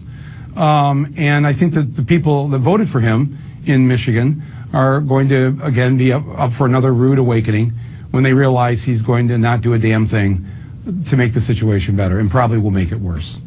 Obviously, a lot of people who supported Hillary Clinton are trying to figure out how to deal with this new world order. Oprah Winfrey, for example, making headlines, angering a lot of Clinton supporters with comments that she made about Trump and Obama. Take a listen. I just saw President-elect Trump with President Obama in the White House, and it gave me hope. Good. Gave me hope. I mean, I have to say, to hear President-elect Trump say that he had respect for President Obama, it felt that he had reached a moment where he was actually humbled by that experience. I think everybody can take a deep breath. What do you think? Well, that's why we love Oprah. Somebody needs to say that. We do need hope. I was hopeful when I saw the two of them there because Trump looked like he didn't belong there. And he felt so uncomfortable in his own skin sitting there in that chair, you know, just like, and Obama, I think we counted 15 or 16 ums as he was trying to say something nice. Look, that's the sideshow that has to happen in a week like this. But frankly, you know, Democrats would be better off if they ran Oprah or Tom Hanks. Or why don't we run beloved people? Why, I mean, we have so many of them. The Republicans do this. They run Reagan and the Terminator and other people. Why don't we run somebody that the American people love, that they are really drawn to, and they're smart and have good politics and all that? Why don't Democrats do that? I'm telling you, Jake, my sincere hope is that the DNC, that there is a clean sweep in this party. They all have to go, and they have to make room for the progressive Democrats who are going to come in here. They're going to be needed to fight the things that Trump is going to do to the people of this country and the world. And we need young people and women and others who are going to really be the voice of this party. Not the same old. Clearly, people wanted change. I think everybody's admitted that, and clearly Bernie Sanders represented that. And you know, I was at the demonstration yesterday, and there were Trump people there on the sidewalk, and I went over and talked to them, and I said, you know, would you have considered voting for Bernie Sanders? And they said yes. They were just mad at the system. Well, let me ask you this. So that's the big question. What do the Democrats do going forward organizationally? Do they double down on progressive views, the kind espoused by Bernie Sanders? Do they try to reach out to somebody who understands the working class white voters that voted for Donald Trump in droves? A fight already underway for the DNC chair. Several people have put their names forward, including Howard Dean, Martin O'Malley, Congressman Keith Ellison, who has the support of Bernie Sanders and Chuck Schumer. Who do you think the party should go with? Yeah, Keith Ellison. That is the exact way to go. That is the future. You know, we live the fear that I think a lot of white voters have is that they know the truth, which is that as the Census Bureau says, before 2050, white people are going to be the minority in this country. For the last 2 Septembers now, the majority of kindergartners entering school in America are not white. That's the new America, and we need to have a party that's going to represent the majority here that's in the future and not the past. All right. So I hope that happens, but people need to be out in the streets, and it's not just about the white working class. Right now, all white people need to be concerned about how afraid Muslims, African Americans, Hispanics are right now. I need to cut you off. I'm sorry. I know. I'm so sorry. No. I wanted to make that appeal because I worry about what's ahead. A lot of people out there are very worried. One thing that does confuse me is how women could actually go out and still support Donald Trump. I mean, I'm staying in my lane, but he's never been like a great supporter of women's rights, really. He's obviously, in recent news, he's been kind of controversial. I wonder whether what he said. I wonder whether we're wasting our time trying to sort of think it out, whereas we're doing it as intellectual. It might be biological. It might just be an evolutionary response to certain triggers and certain types of fear and anger, and you switch off other parts of your brain. I just want to understand. It's not, it's just hard to understand why someone would vote in that man, I guess. Also, as a millennial as well, 21. This kind of out-of-touch generation that we keep getting told we are, I think it has a lot to do with nostalgia, I think. It does, but for what? I mean, for this period when America was great, which, to most readings, unless it was really, really recently great, that's going to be going back to a period when there was sort of racial segregation. The last dregs of slavery was still in place in some southern states. I don't know when America was great. I thought it was pretty great now. But the people who live there have disagreed almost sort of right down the middle. And probably France next, with Marine Le Pen sort of riding high on exactly the same sort of hog. And the argument, very simply put, is that the problems you personally face, or the problems you might not personally face, but you're worried you might face soon, or you feel that your country faces, are caused by immigration, uncontrolled mass immigration, call it whatever you will. The problems you personally face, whether you're talking about Romanians and Poles in this country, or Mexicans and Muslims in America, the problems you personally face are caused by immigration, and I can solve them by, well, what? No prizes for guessing what we are trying to make sense of today. If you're one of the people who doesn't feel that you need to try to make any sense of it, you see it absolutely clearly, and contend that people like me are desperately, desperately out of touch, then give me a call and tell me what it is that we miss, because I've got a horrible feeling what we're out of touch with is the stuff you don't say out loud. I've been doing this for a living for the last few years. I couldn't be more in touch with the stuff that these people do say out loud. I couldn't be more in touch with the nonsense about getting our country back and making America great again, and all of these sort of acceptable nudges towards certain positions. But if it's possible that I am out of touch with anything, it's the stuff you don't say out loud, which is the really scary stuff, right? What can you be out of touch with, okay? Usually these positions are built upon facts and evidence rather than Daily Star headlines. You want to talk about immigration, you want to talk about tax, you want to talk about the impact on public services, you want to talk about all of these things that pop up in conversation on both sides of the Atlantic. The evidence is clear. It is truly clear. But I guess if you don't want evidence, you want to believe, then that's a really powerful thing that doesn't brook any intellectual analysis. I really want to believe that it's true, that this is the fault of immigration or immigrants. And then you end up possibly only believing the politicians, because we talk about a massive breakdown of trust in politicians. So listening to Crispin Blunt there on the news, one of those politicians that's always worth listening to, seems thoughtful, whether you agree with him or not. Thoughtful people generally worth listening to. But the politicians who are trusted now by growing swathes of the world are the politicians who tell lies that you like. Here's a lie that you like. I trust you. It's weird. It's very weird, because I don't know how you fight that or undermine it or unpick it. How do you show someone evidence that they're wrong and they still insist that they're right and tell you that you're out of touch? They're not being honest with you, are they? So you're out of touch, you don't get it, you smug middle-class lefty or whatever it might be. Well, what don't I get? You don't get just how much I hate people based upon their origins. You really you're so out of touch. And then when middle class and wealthy people start claiming that that's a working class thing, that's where problems really begin to gather pace. You just don't get it, do you? There's nothing wrong with hating Jews, O'Brien. There's nothing wrong with hating blacks. There's nothing wrong with wanting them all deported. Hang on, what am I out of touch with? Well, what about the grooming gangs in Rotherham? No one on British radio or television spoke about those crimes before I did. I was about a year ahead of the field on the grooming gangs in Rotherham, and I was asking questions about whether or not the background of the offenders might be pertinent to the nature of the crime. But do you know what else I did every single day? I put it in the context of the number of crimes, sexual crimes committed against children across the entire country. And those abhorrent offences were a relative drop in the ocean, and yet loads and loads of people care passionately about those crimes and don't care at all about all the other incidences of child sex abuse in Britain, and you begin to think you're out of touch. Yeah, I am out of touch. I'm out of touch with the idea that a child abuser with brown skin is worse than a child abuser with white skin. And who could possibly believe that a child abuser with brown skin was worse than a child abuser with white skin than somebody who believes that anybody with brown skin is worse than anybody with white skin? Or calling us racist again, sneering from his middle-class, smug ivory tower. Well, hang on a minute, you just told me that a brown person doing something is worse than a white person doing it. You know? What are you going to call that? I'm not out of touch at all. I think what upsets some of my trolls so much is just how in touch I am, just how clear my bead is on precisely what motivates them.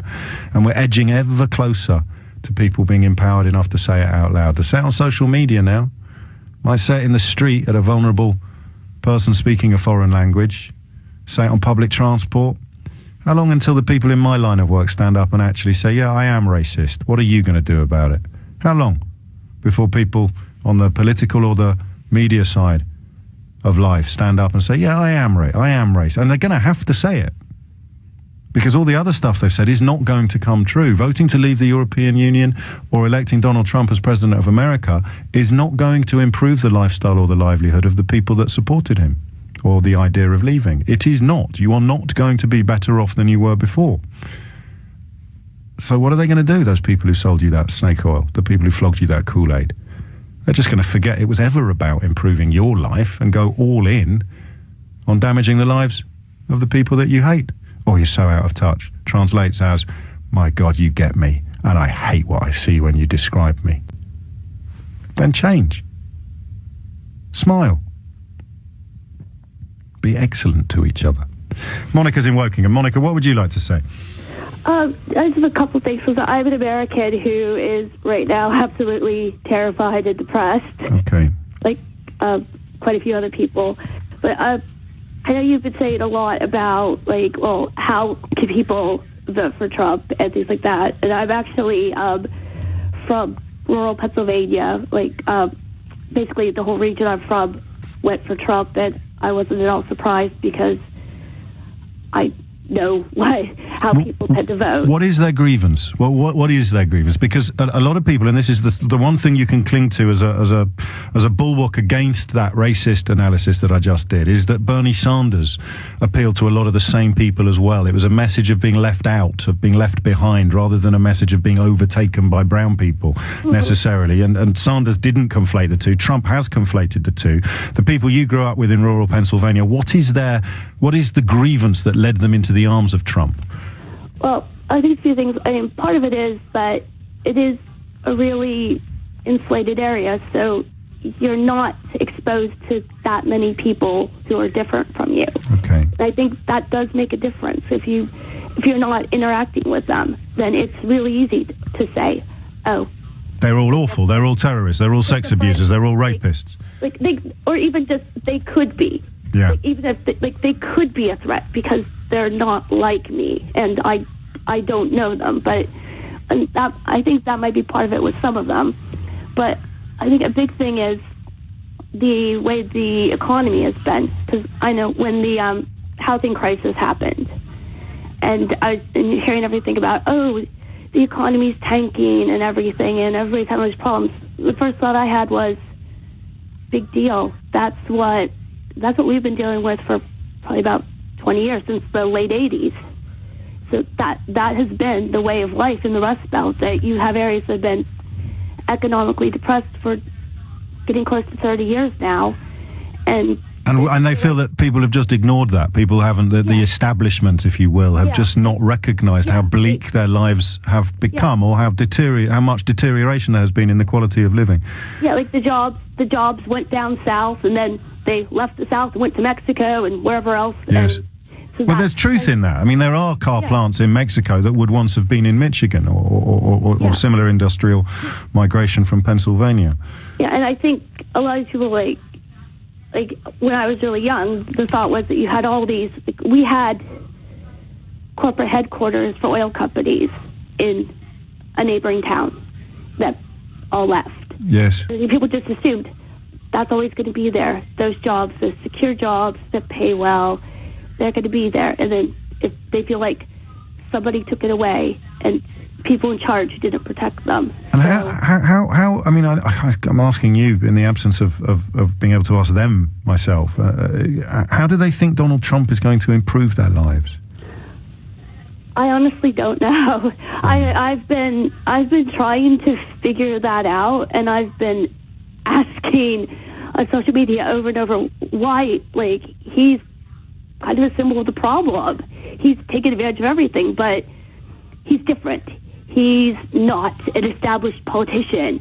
He's not. No, I know all that. I've heard all these lines, but how do they think it's going to help them? What's he going to do? Is he going to bring these head offices back? Is he going to? I don't know what they think, honestly, but I think they think, oh, their jobs are going to magically appear, or something's going to happen. But I don't know, because they can never tell me. If I ask, well, how's it going to happen? They can never tell me. So I'm, wait and see if he actually can manage to do something positive. More power to him, but I think there's going to be a lot of disappointed supporters.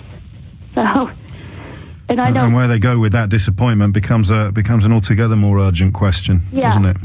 That's the question, and I'm hoping that it doesn't go to violence. But there's been violence in the last year, so I don't have too much faith that I think that's going to get better soon. I mean, I hope in the long run it does, but I don't know.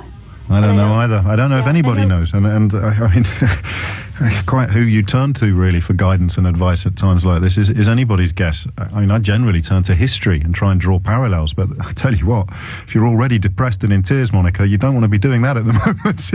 Just take a day off from consulting history for parallels, because if any of these parallels are even remotely pertinent, then things are going to get a hell of a lot worse before they get better. You are listening to, thank you, Monica, James O'Brien on LBC. The number you need to join in to grab the phone line that she has just vacated is 0345 6060 973. What is it that the elites or the political class or the establishment are actually out of touch with? Right, this phrase "out of touch," because Monica's given us something. There are people there whose economic well-being has been severely compromised, and they believe, simply by acknowledging their existence, that Donald Trump somehow takes them on a path to economic recovery.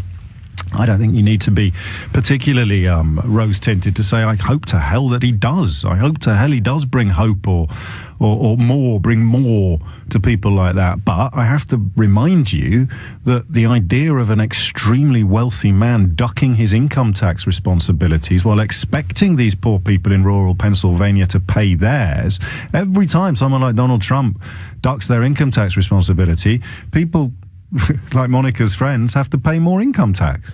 It's that simple.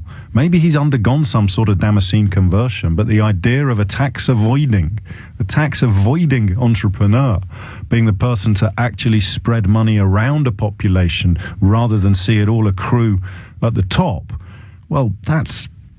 Okay, let's just stick with unlikely, shall we?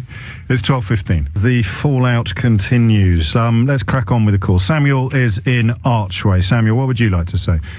Hi.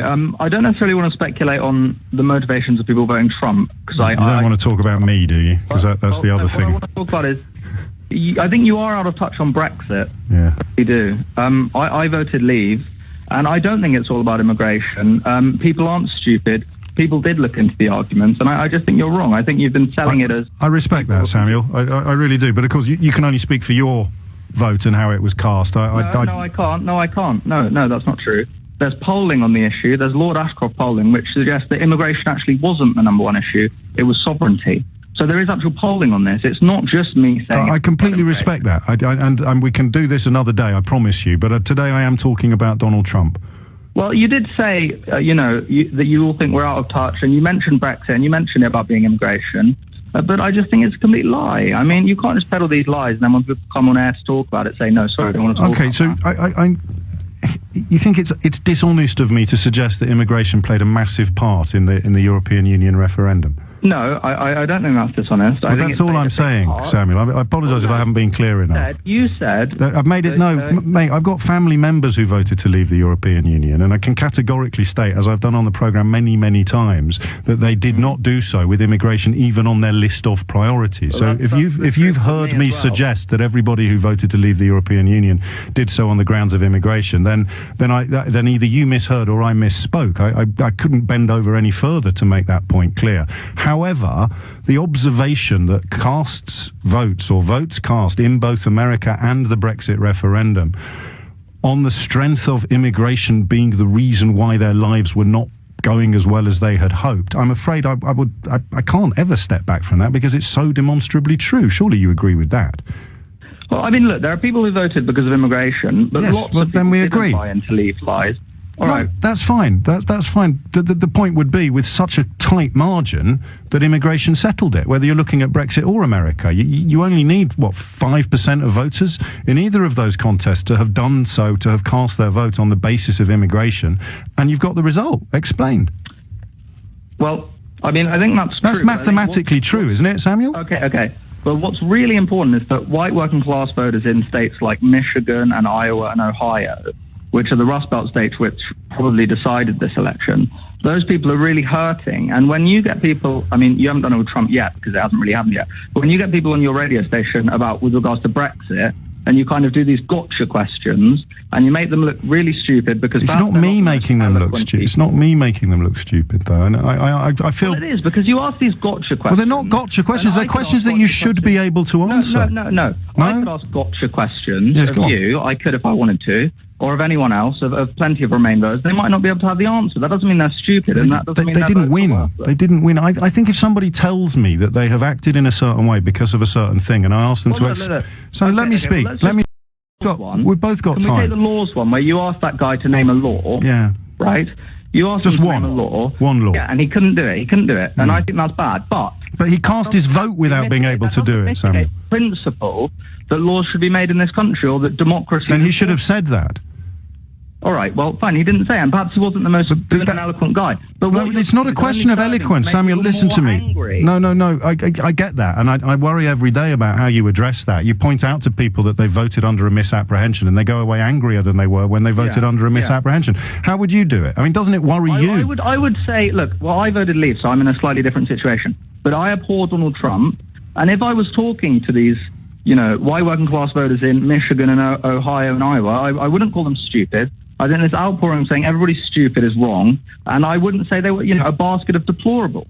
And this, we are you've living heard many people say this week, was a huge mistake. To just be grossly generalistic, you could put half of Trump supporters into what I call the basket of deplorables.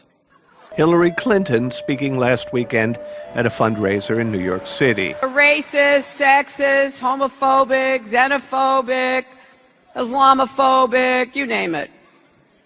And unfortunately, there are people like that. And he has lifted them up. The other basket of Trump supporters, she said, are the economically disenfranchised, frustrated with government and lack of opportunity.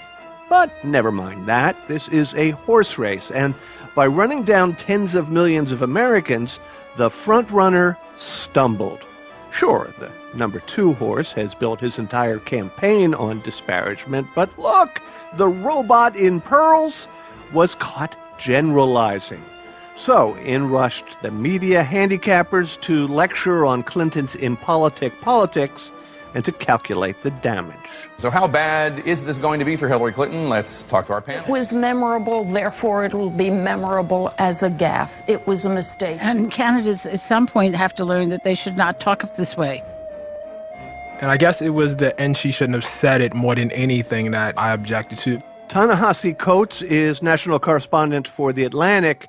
This week, irked by the pundits lecturing over a rare moment of absolute candor, he took it upon himself to fact-check Clinton's harsh assertion. You have a press corps that, for much of this campaign has really dogged Hillary Clinton, sometimes, fairly and incorrectly, for being secretive and for not being open and, being a closed candidate. I mean, we just went through this whole thing about how Hillary Clinton doesn't hold any press conferences. And the minute, the press gets something that seemed to be an honest expression, it's, oh, here's why she shouldn't have said it. And I just don't think you get it both ways. You can't demand that the candidate be more open and then attack the candidate when the candidate actually is more open. It was reminiscent of when Barack Obama was recorded at a San Francisco fundraiser talking about grassroots Republicans clinging to their religion and their guns, caught in a truth. Is that what happened here? I don't know how you prove whether people cling to their guns or not, but I certainly know how you can prove that half of Trump supporters are either, sexist, Islamophobes, racist, homophobes, or whatever. Your reaction to watching this play out, your sort of argument was people really shied away from just the question of, is she right? Yeah, I thought it was, especially, for journalists, I thought it was a shameless dereliction of duty. We are not political analysts. I understand that political analysis is part of our job, but it's not the whole job. So it's certainly fair game to say how will this affect Hillary Clinton. But the fact that was the sole question, the sole, focus on the horse race, I think was deeply, deeply telling about a desire not to engage, in the actual merits of our argument. I think if there were polling data to show that, for instance, Trump supporters were not interested in banning Muslims, from America. We're not, interested in any theories of Barack Obama not being born in Kenya. We're not, did not believe that 40% or 40% of them did not believe that black people, are lazier than white people. If those stats didn't exist, I think that would be brought up. All you have to do is look at the polling data. And this seems to be half the nub of the thing, because obviously when pollsters say to people, are you a racist, they don't get very good results. Right. But there are ways to gather data about people's sentiments, their mentalities, their prejudices. And you think those numbers in their totality corroborate Clinton's statement. How do you go about doing that math? There's statistics that I cited in my article that say, for instance, 40% of Trump supporters think black people are lazier and more violent than white people. 60% of those adamant Trump supporters associate immigrants with criminality. Nearly half of Trump supporters describe African Americans as more violent than whites. The same proportion describe African Americans as more criminal than whites. 40% describe them as more lazy than whites. I don't know how you have a debate about that, but I guess one can debate whether or not it's racist to think black people are lazier and more violent than white people. I tend to think that makes you racist. The majority of Trump supporters support this insane idea that we have no proof of at all, that the president of the United States was not born in this country. A PPP poll that showed that 65% of Trump supporters believe that President Obama is Muslim. 59% believe he was not born in the United States. An even larger majority support the idea the president of the United States is a secret Muslim. Close to around 50% of Republicans support the idea that Muslims should be banned from the country. I don't have much of a problem making an argument for racism or Islamophobia based on that. I don't find that too controversial. I don't know which is more discouraging, those numbers that you cite or the fact that 30% of Hillary Clinton supporters also believe blacks are lazier and more violent than the rest of the population. So pick a stat to curl up in the fetal position over. Right. That would have been a great news story. Say, hey, Hillary Clinton, okay, yeah, you're right. There is a basket of deplorables in Trump's campaign. There's also a basket of deplorables in your campaign also. What's your answer for that? That at least would have engaged with the math of it, as opposed to acting like the math didn't exist at all. Well, it's a lot easier to go on TV or to knock out a column or blog post that says this was politically disadvantageous and stupid than it is to go into polling data. Mm-hmm. How difficult was it? I think I might have took 2 minutes on Google to find most of these stats. This entire campaign season, this has been of great interest to a lot of people. Jonathan Chait pointed out only, a few months before, the Wall Street Journal were publishing editorials condemning the Trump campaign for the massive amount of racism and bigotry that they found. Hillary can't be running around the country insulting and generalizing about large groups of people. That's Trump's vibe. He's actually got explicit support from white supremacist groups. Open racism in the campaign from Donald Trump. Donald Trump has fueled his campaign with xenophobic, racist, bigoted, and violent rhetoric. Then when Hillary Clinton said it, suddenly there was some sort of problem. So it's not like this isn't a topic that people haven't been looking into the whole time. I just think there's a distaste for it. It's a depressing thought to think that racism, bigotry, sexism, homophobia actually is representative in the democratic spirit in America, by which I mean it's very easy to think of Trump as this force, and to focus all of your angst and your anger and your vitriol on Trump and not acknowledge the fact that this is the representative of a major political party who did not get there through armed junta. It actually got there through people voting for him, which means that there's some people who are actually hearing all that hate and bigotry, and it accords with something that they believe deep inside of them. That's hard for people to think about. Hillary put bigots and the sort of industrial despairing in two different buckets. Now, some of those folks, they are irredeemable, but thankfully they are not America. But the other basket, and I know because I look at this crowd, I see friends from all over America here. I see friends from Florida and Georgia and South Carolina and Texas, and as well as, New York and California.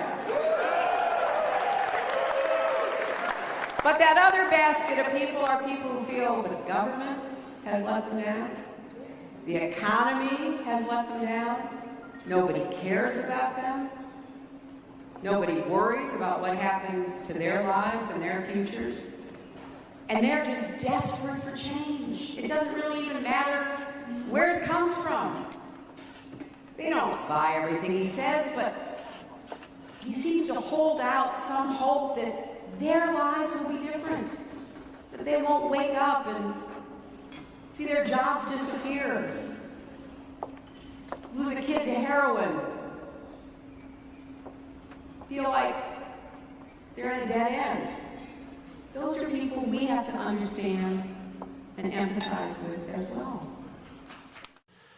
Was she even right to do that? Yeah, that's a great question because she cleaved the two. There's this neat separation, right, between those who are struggling and those who are, motivated by bigotry.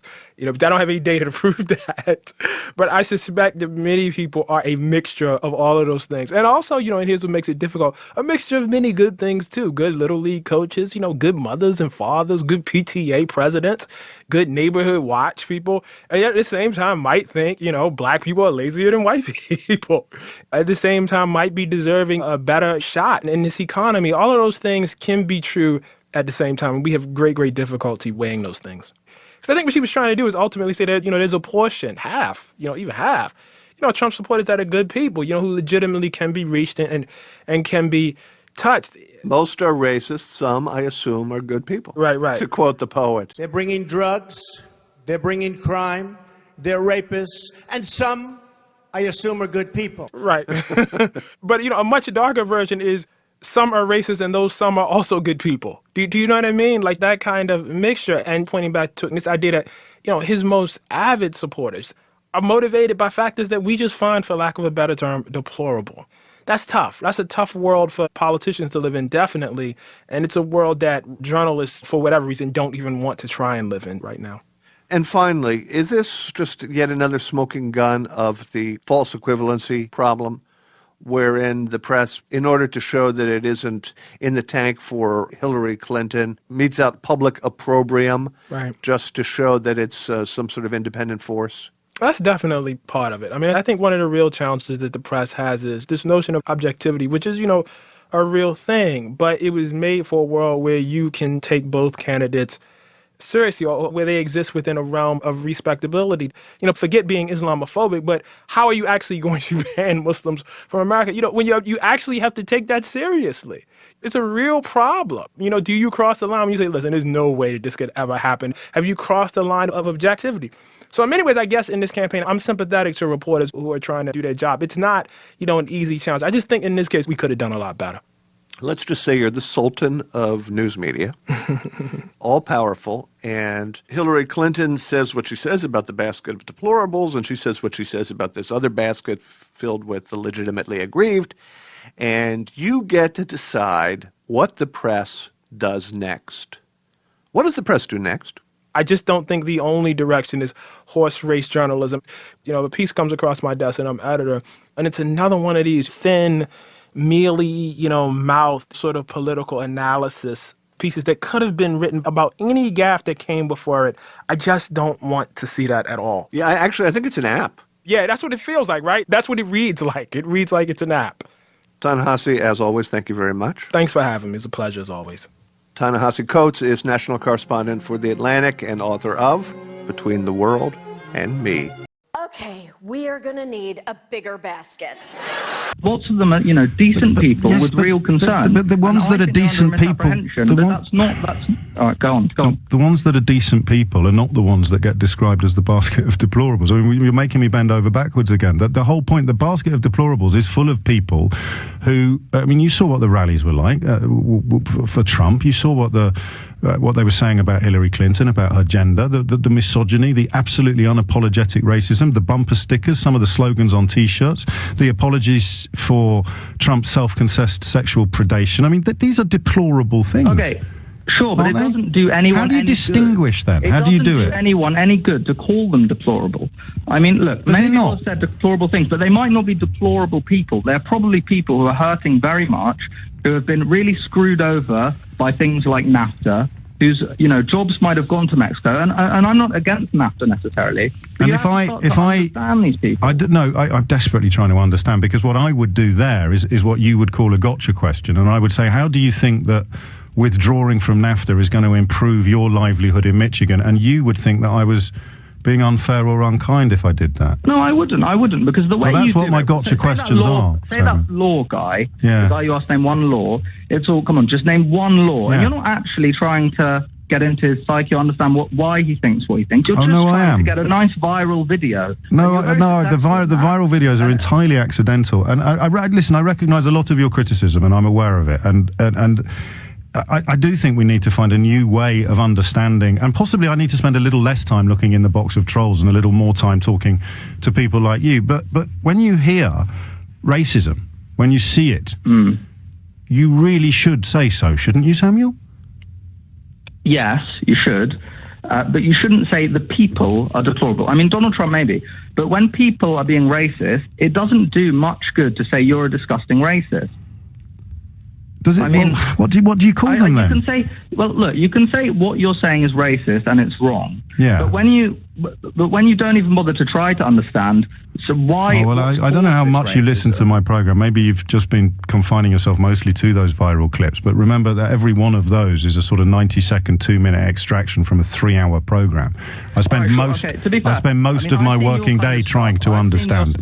Yes. In the context of my kind of liberal friends who send their kids to private school, posting on Facebook, look, another stupid Leave voter doesn't know what he's talking about. Yes, and that's not my radio show. Maybe you don't intend for them to be spread like that, but I think you know they will be. Well, that's a free media. You can't tell people to stop spreading stuff they like, Samuel. I'm not. I'm just saying what you say really often makes people more angry, and it's counterproductive. I know it does, and I know you're right, and I don't know how else to do it. So and I'm not going to put you on the spot with a gotcha question and make you give me advice on how I can do it. But if the analogy I usually use is this, okay? When my children are worried that there might be a monster under their bed, and I get my torch and make a big song and dance about showing them that there isn't a monster under the bed, and they go away happier and warmer than they were before. Usually when people ring me with specifically immigration concerns or claims that all our laws are made in Brussels and they're all rubbish and we need to get rid of them, I think that I'm getting the torch out and shining it under their bed. But you hear me clubbing them over the head with the torch. Well, okay, in kind of defending you, I think it might not be you, but LBC, what it does is it posts these things on Facebook and it advertises them as viral videos, and you must know that all these people are going to share them and they're going to go laugh at the stupid Leave voter. You must know it. Come on. That's not something I'm going to argue with, but it's designed to go viral. It's designed to make these people feel like morons. It's not. What it does, it's not, Samuel. You'll have to trust me on this. None of it's designed to go viral. I can't believe how nuts all this stuff has gone, and I do worry, and you've articulated it really well, which is why I'm speaking to you for so long. I worry that intelligent, educated... I presume you went to private school as well, did you? Or is it just your friends' children? No. See, come on, just a little bit of light-heartedness, Samuel. Hold on. Can I just... Of course. I was raised in a council house by a single mother. I was born, my mum was 17 when I was born. I was raised in a council house, and I went to a comprehensive, bog standard comprehensive, and now I'm at university. I'm not privately educated. Okay. And for you to say that, I mean, I was a tease. Come on. I was teasing Come you. on. That was all. I know what you're getting at there. Well, I don't think there's anything wrong with going to private school. You're getting me mixed up. Neither do I. Good. But I think you're trying to basically say you're just as out of touch. No, I wasn't. I was praising your level of education. I think you're brilliant. I love calls like you. I wish I got more of them. It keeps me on my toes. It may even go viral. But here's the thing. Here's the real thing. If people are casting votes that they can't explain, how would you more politely, and it's a little bit of a commercial suicide to say you should try to be less popular, James, because you're making people angry. I work for a commercial radio station, but I recognise the truth of much of what you say.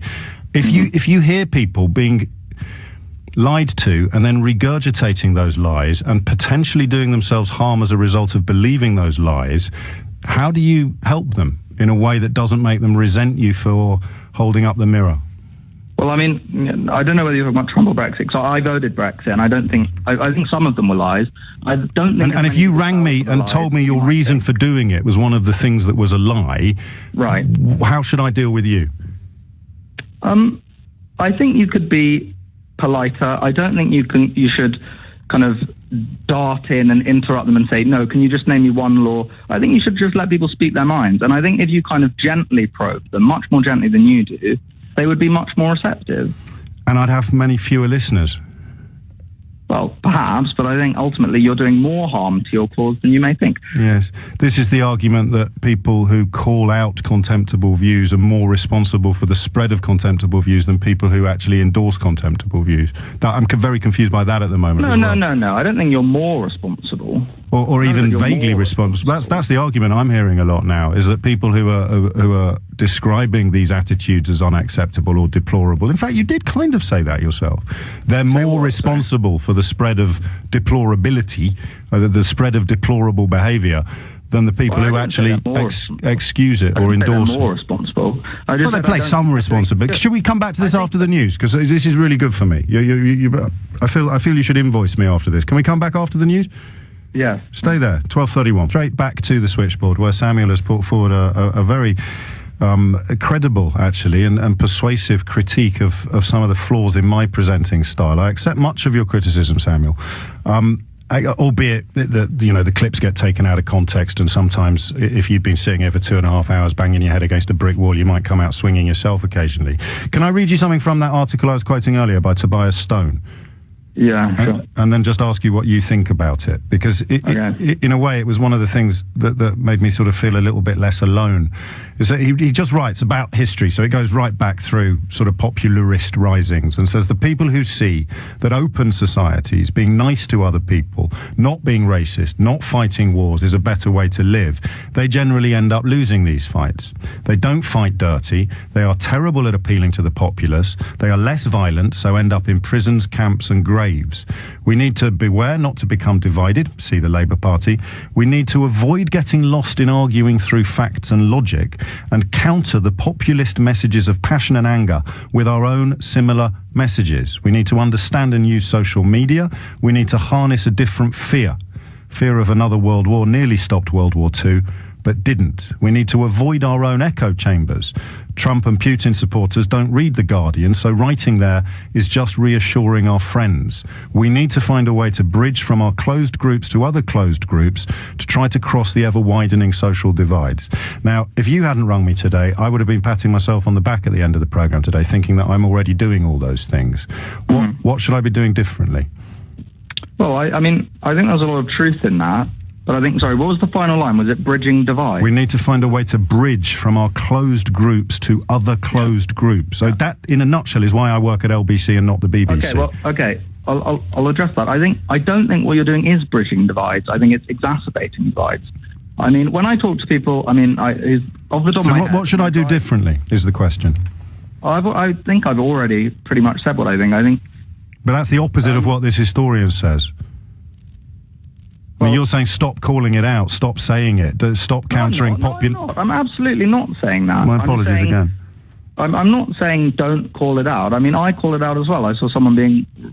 Well, I don't want to kind of get on a moral high horse, but I saw someone being racially abused a few weeks ago, and I absolutely called them out. You should go on your... You should say so. Be proud of that. Don't. It's not a moral high horse. That's just civilised behaviour. So I'm not saying it to kind of prop up myself, is what I'm getting at. No, I understand. I think I don't think there's anything wrong with calling people out, but I think the specific way you do it doesn't do anything to make things better. But the clips that you see, remember, will be one a week out of probably 100 exchanges and calls, and I don't know why the ones that wind you up are also the ones that appeal to all your liberal friends. I think there's a sort of commercial imperative to all of that, but I really enjoyed... But I think there's a huge divide at the moment. There is. Between people who live in London, like me, kind of London liberals like me, and people who live in, up north in Doncaster, in the working class, or in Boston, these places that massively voted Leave. Yes. And kind of jeering at them and sharing these things around, I think serves only to exacerbate that divide. But then I'd read my newspaper. I read my newspaper in the morning, and I see people whipping these people up into hateful frenzies. Surely they're doing it. Surely the people who are whipping people up into hateful frenzies are doing a much graver disservice than those of us trying clumsily and perhaps often failing to diffuse the hatred. Because I promise you, Samuel, that's what I'm trying to do. I'm not saying, James, that you're worse than Nigel Farage. In many ways, I'm on the same side as you, despite being a Leaver. I really dislike Nigel Farage. I think the rhetoric was disgusting, and I wrote up against it before the vote. I think what I would say is that if you're going to make these kind of really sharp comments that do diffuse people, it would be better to do it to people at the top of the campaign who are really making huge influence than it would to ordinary. I do that as well. I don't know if you saw my interview. I know you do. I saw your interview with Nigel Farage. They tend not to come back. Absolutely fantastic. But I think when you do it to people, to ordinary people, I mean, I've made this point. I came on here to say one piece, and I've said it probably about 5 times now. But when you... Welcome to my world. when you talk to ordinary people, when you talk to people who are scared and worried about their jobs, and you make them look like morons, as you do, because, you're very intelligent and... No, it's also because they are being moronic. Well, sometimes they are. No, you can't make someone look like a moron unless they give you the ammunition that you need. I'm not sure that's true, actually. I think you can ask a really good gotcha question that will get people looking like a moron, even if their point is actually quite a good one. Okay. And I think the fellow was making actually a fairly decent point. He was saying, I don't feel comfortable with these unelected bureaucrats making my laws. And I think that's a principled point that doesn't necessarily need to be backed up by evidence. But I mean, the call you refer to, again, you didn't listen to it in its entirety. These people are generally adamant that there are loads and loads and loads of laws that they are hidebound by or restricted by or somehow suffering from. And when they can't name any... There are some laws. When they can't name any, surely that's pertinent to the conversation. Okay, it's pertinent and it's relevant, but he was trying to get at the general principle rather than saying I know of all these laws. And I don't. If I said that I'm really against Jobbik in Hungary because they're a fascist party. Yes. And then some fascist supporter said, "Can you name one of their policies that will be terrible?" You could. I might not be able to. Yeah, you would. No, that's a bad example. Everyone listening knows that you'd be able to name at least 6 off the top of your head, because that's the impression that you've given my listeners in the last 10 minutes. So that's a bad example. Well, I don't know, but But the point stands. No, I'm very grateful to you. I think people can get at general principles, and they might not be the most informed people, and they might not be the best educated, but they can think intelligent things, and I don't think it does very much good to just batter them because they can't get pieces of evidence that they don't have to have. I think you're right, actually, and all I would remind you of is that 90% of my show isn't like that. The bits, I don't think you'd heard of me, had you, before these clips started appearing on your Facebook feed? No, I had. I think you were very good at scrutinising Krasinski on Newsnight. I think you're often a brilliant interviewer. Turning into a bromance now. But you take my point. These clips are unrepresentative. It does irritate me when you get onto these people who, as I've said several times, they're not the most educated, they're not the most fluent, and I'm not either. And then they kind of feel like morons. And it exacerbates the divide. I've said it several times, but I'll say it again. No, you did, and I recognise it. And just while you're here, I'd read out some of the praise coming in for you. Give this guy his own show. Great caller. James, why are you apologising for being right? There you go. There's a little bit of support for me as well. And Samuel needs to listen to Mystery Hour, someone has suggested, which we'll be doing tomorrow from 12 o'clock. Samuel, thank you. I really appreciate your input. Thank you very much. No, thank you. And it is, it will come as a surprise to some people. It is something that bothers me as well.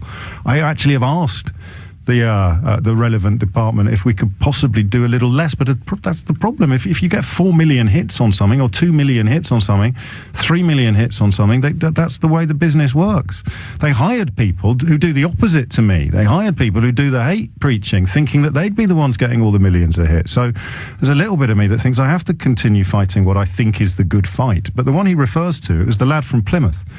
I felt bad for him because he didn't ring in to have 4 million people watching the clip on Facebook. He rang in to have 810,000 people listening to him on the radio. But yeah, food for thought, I think, for me. No, I think if you're the host of a morning show or a Sunday show, look at George Stephanopoulos. I've been on his show before, and I think he tried to hold Bush accountable for inaccuracies, lies about millions or thousands cheering on 9/11. But what should George have done? I would argue he should have just continued to really hold Trump accountable. Hold him accountable. Say that you're lying because, by the way, that might lead to good ratings. But as you well know, Trump might not come back to ABC. So that hurts the ratings. But, you know, we're sitting at CNN. It's part of a huge corporation, Time Warner. Time Warner, Comcast, they have business in Washington. So I think often that the system itself leads to a politeness which I don't think in these times we can afford. Well, you say that about CNN. I have sat here and said Trump's not telling the truth about 9/11. I don't mean just to single but I hear out, what but you're it is saying. a big media Let me see if system. we can cue up in the control room a clip from this morning. This is from Meet the Press this morning. Like you were mentioning, Stephanopoulos was interviewing Trump this time last week. This morning it was Chuck Todd. And if we can, let's take a look at how how Chuck Todd handled Trump.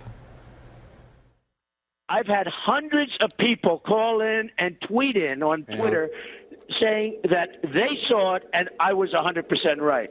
Well, just because somebody repeats something doesn't make it true, and I guess that's actually that's the worst. I don't mean I had 2 calls, Chuck. Now, my sense is that Chuck Todd was trying pretty hard to challenge Trump, and Trump was giving no space there. No space. But he did say something, Chuck Todd said something very important. When someone challenges you and you just double down, there is an art form called the big lie, which we've seen in other countries at other moments, which is very corrosive for a democracy. I do think that we're at a critical moment for the media, Brian. I think journalists can look it up. There is, you don't just say because Trump has supporters who believe in an alternate reality. Reality must be constructed with facts. And I believe that at The Nation, we have fact checkers. We also have our values, but we have facts. We begin with that. As Senator Patrick Even though you're Moynihan, a liberal magazine, you base it in facts. People have a right to their own opinions, but not to their own facts. And we're seeing that blurred now. So I think it's incumbent. Is that still true? I mean, isn't that the question? But I think it's incumbent upon a where, media, whether, and again, The Nation is independent. And I think what I just said about the problems with the media, I think someone on the other side of an aisle could say. But I think we're at a point in this country where silence is complicity. If you're not calling people out for inaccuracies, you call it lies, I think you're feeding increasing corrosion of our democracy. People will become more cynical. People will tune out. The media has a role to play. I may be old-fashioned, but I think we need intelligent coverage. We also need to put it in history and perspective because, as I said, The Nation understands this is not the first time we've had a post-truth environment. Joe McCarthy we covered, Iran-Contra, Reagan, George W. Bush, Gulf of Tonkin, the LBJ. So there are issues that demand tough reporting, and the structural changes in our media haven't helped. The closure of newspapers, the decimation of newspaper teams. There's a movie out there now called Spotlight, which is about what it takes, a major newspaper, to investigate corruption and abuse in the Catholic Church. That's what needs to be done with candidates who are betraying the trust with lies. Catherine is in Bromley. Catherine, would you like to deconstruct my professional presenting style as well, or would you like to return to Donald Trump? I really think you've got a very valid point of view, and I really think I agree with you. But today, now, it's become all views are equally valid. Yes. So it's not just it's anti-establishmentarianism, which I believe is a very long word in the dictionary, or whatever is one of the words, but it's very much also anti-intellectualism. Yes. So tomorrow, I'm nursing a fractured wrist here, but tomorrow when I go to the hospital, I shall insist on seeing the hospital porter to do my arm, because he should have just as much knowledge on how to fix it as the surgeon, right? This is the rejection of experts writ large, isn't it? It is like literally like ignoring a doctor and asking everybody else in the waiting room how they should treat your disease. You wouldn't remember me, but I spoke to you on the eve of Brexit, and I said not much information was being given by the press to people so they could make informed choices. I used to work in the city, and so, yeah, I bet big on the currency, and I made some money. And I made some money on the futures last night as well, because if Trump, who I personally think is particularly hateful, I was going to make some money out of him, so I did, and I made a huge amount of money, quite a lot of money, and I am going to give it to some friends of mine who are going to help some poor people start something in certain neighborhoods in the States. I'm Anglo-American, by the way. Okay, so I have got to go to the travel news. Much as I'm enjoying your stream of consciousness, I probably have to steer you towards the end of it, if I may, Catherine. Oh, right. Okay, so I wanted to say, well, Donald Trump has won. He's our first reality star. He's won. But wasn't it Mao Zedong who said, when he was asked for his opinion of the French Revolution, that it was too early to tell? Well, I think Brexit is too early to tell, too.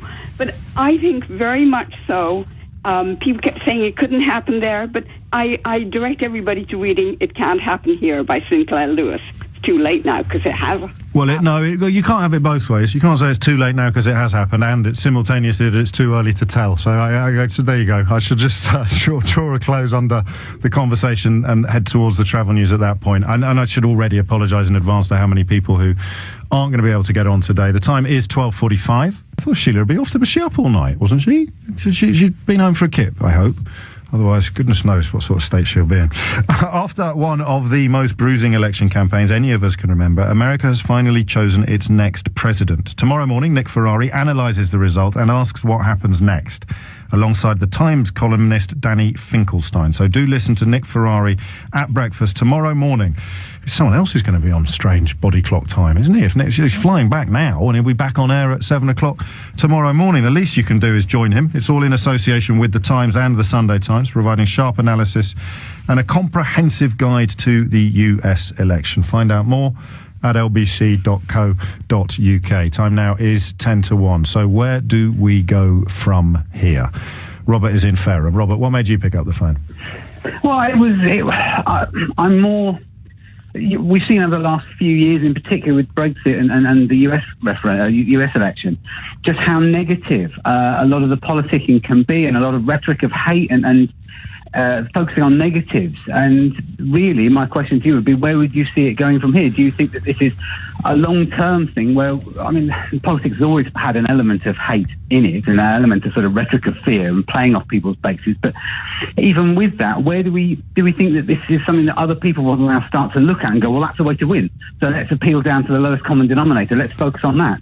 And there isn't really a lot of politics of hope at the moment and positivity.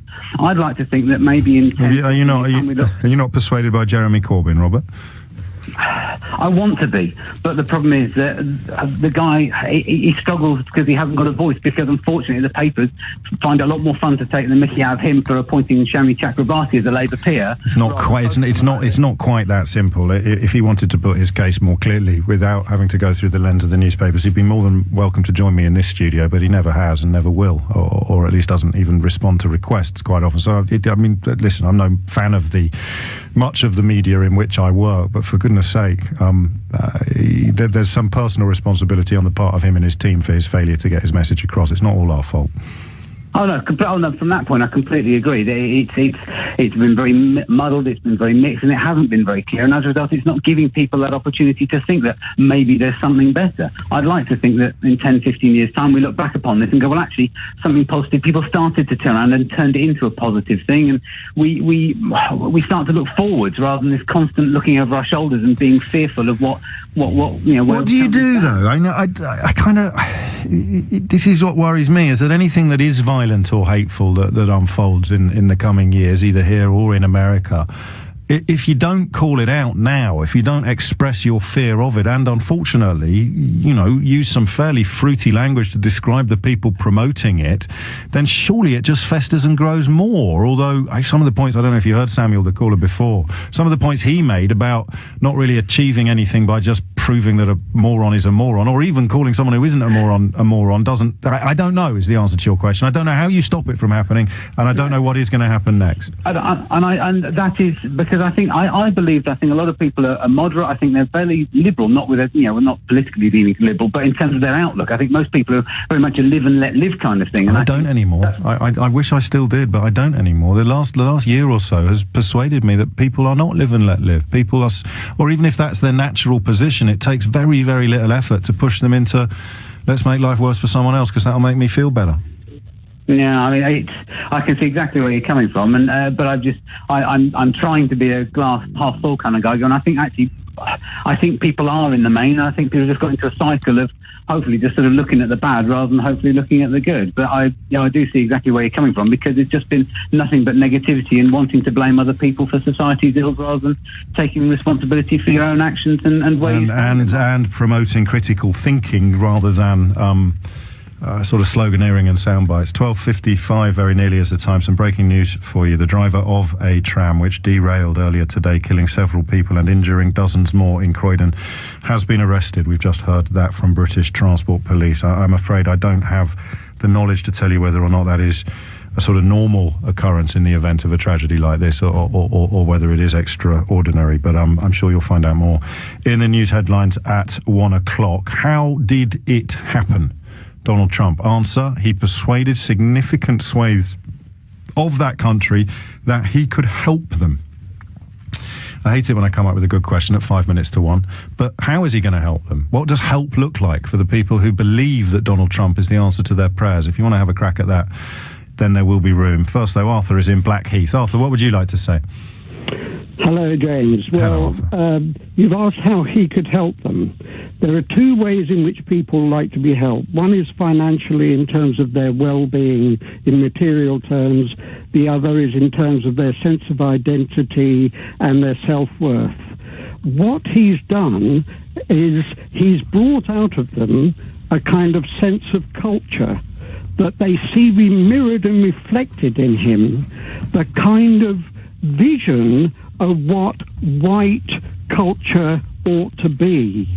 And this culture question is what lies behind all these questions of racism and so on, because it's about identity. Now, the normal reply to that is, well, all societies change with immigration and often for the better and so on. But there's a difference between changing organically from the bottom up and by imposition.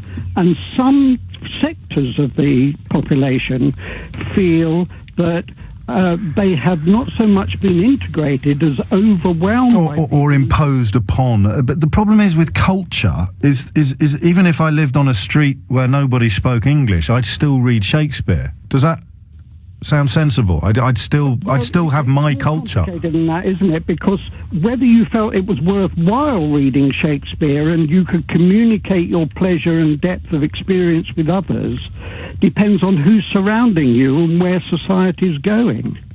So and then we're left with the mystery of why the areas in which the feelings you describe, the suspicion, the skepticism you describe runs highest are generally in the areas where there hasn't been any integration or imposition and barely any immigration. So the fears are more easy to sow in the areas where there isn't any, which is another complication.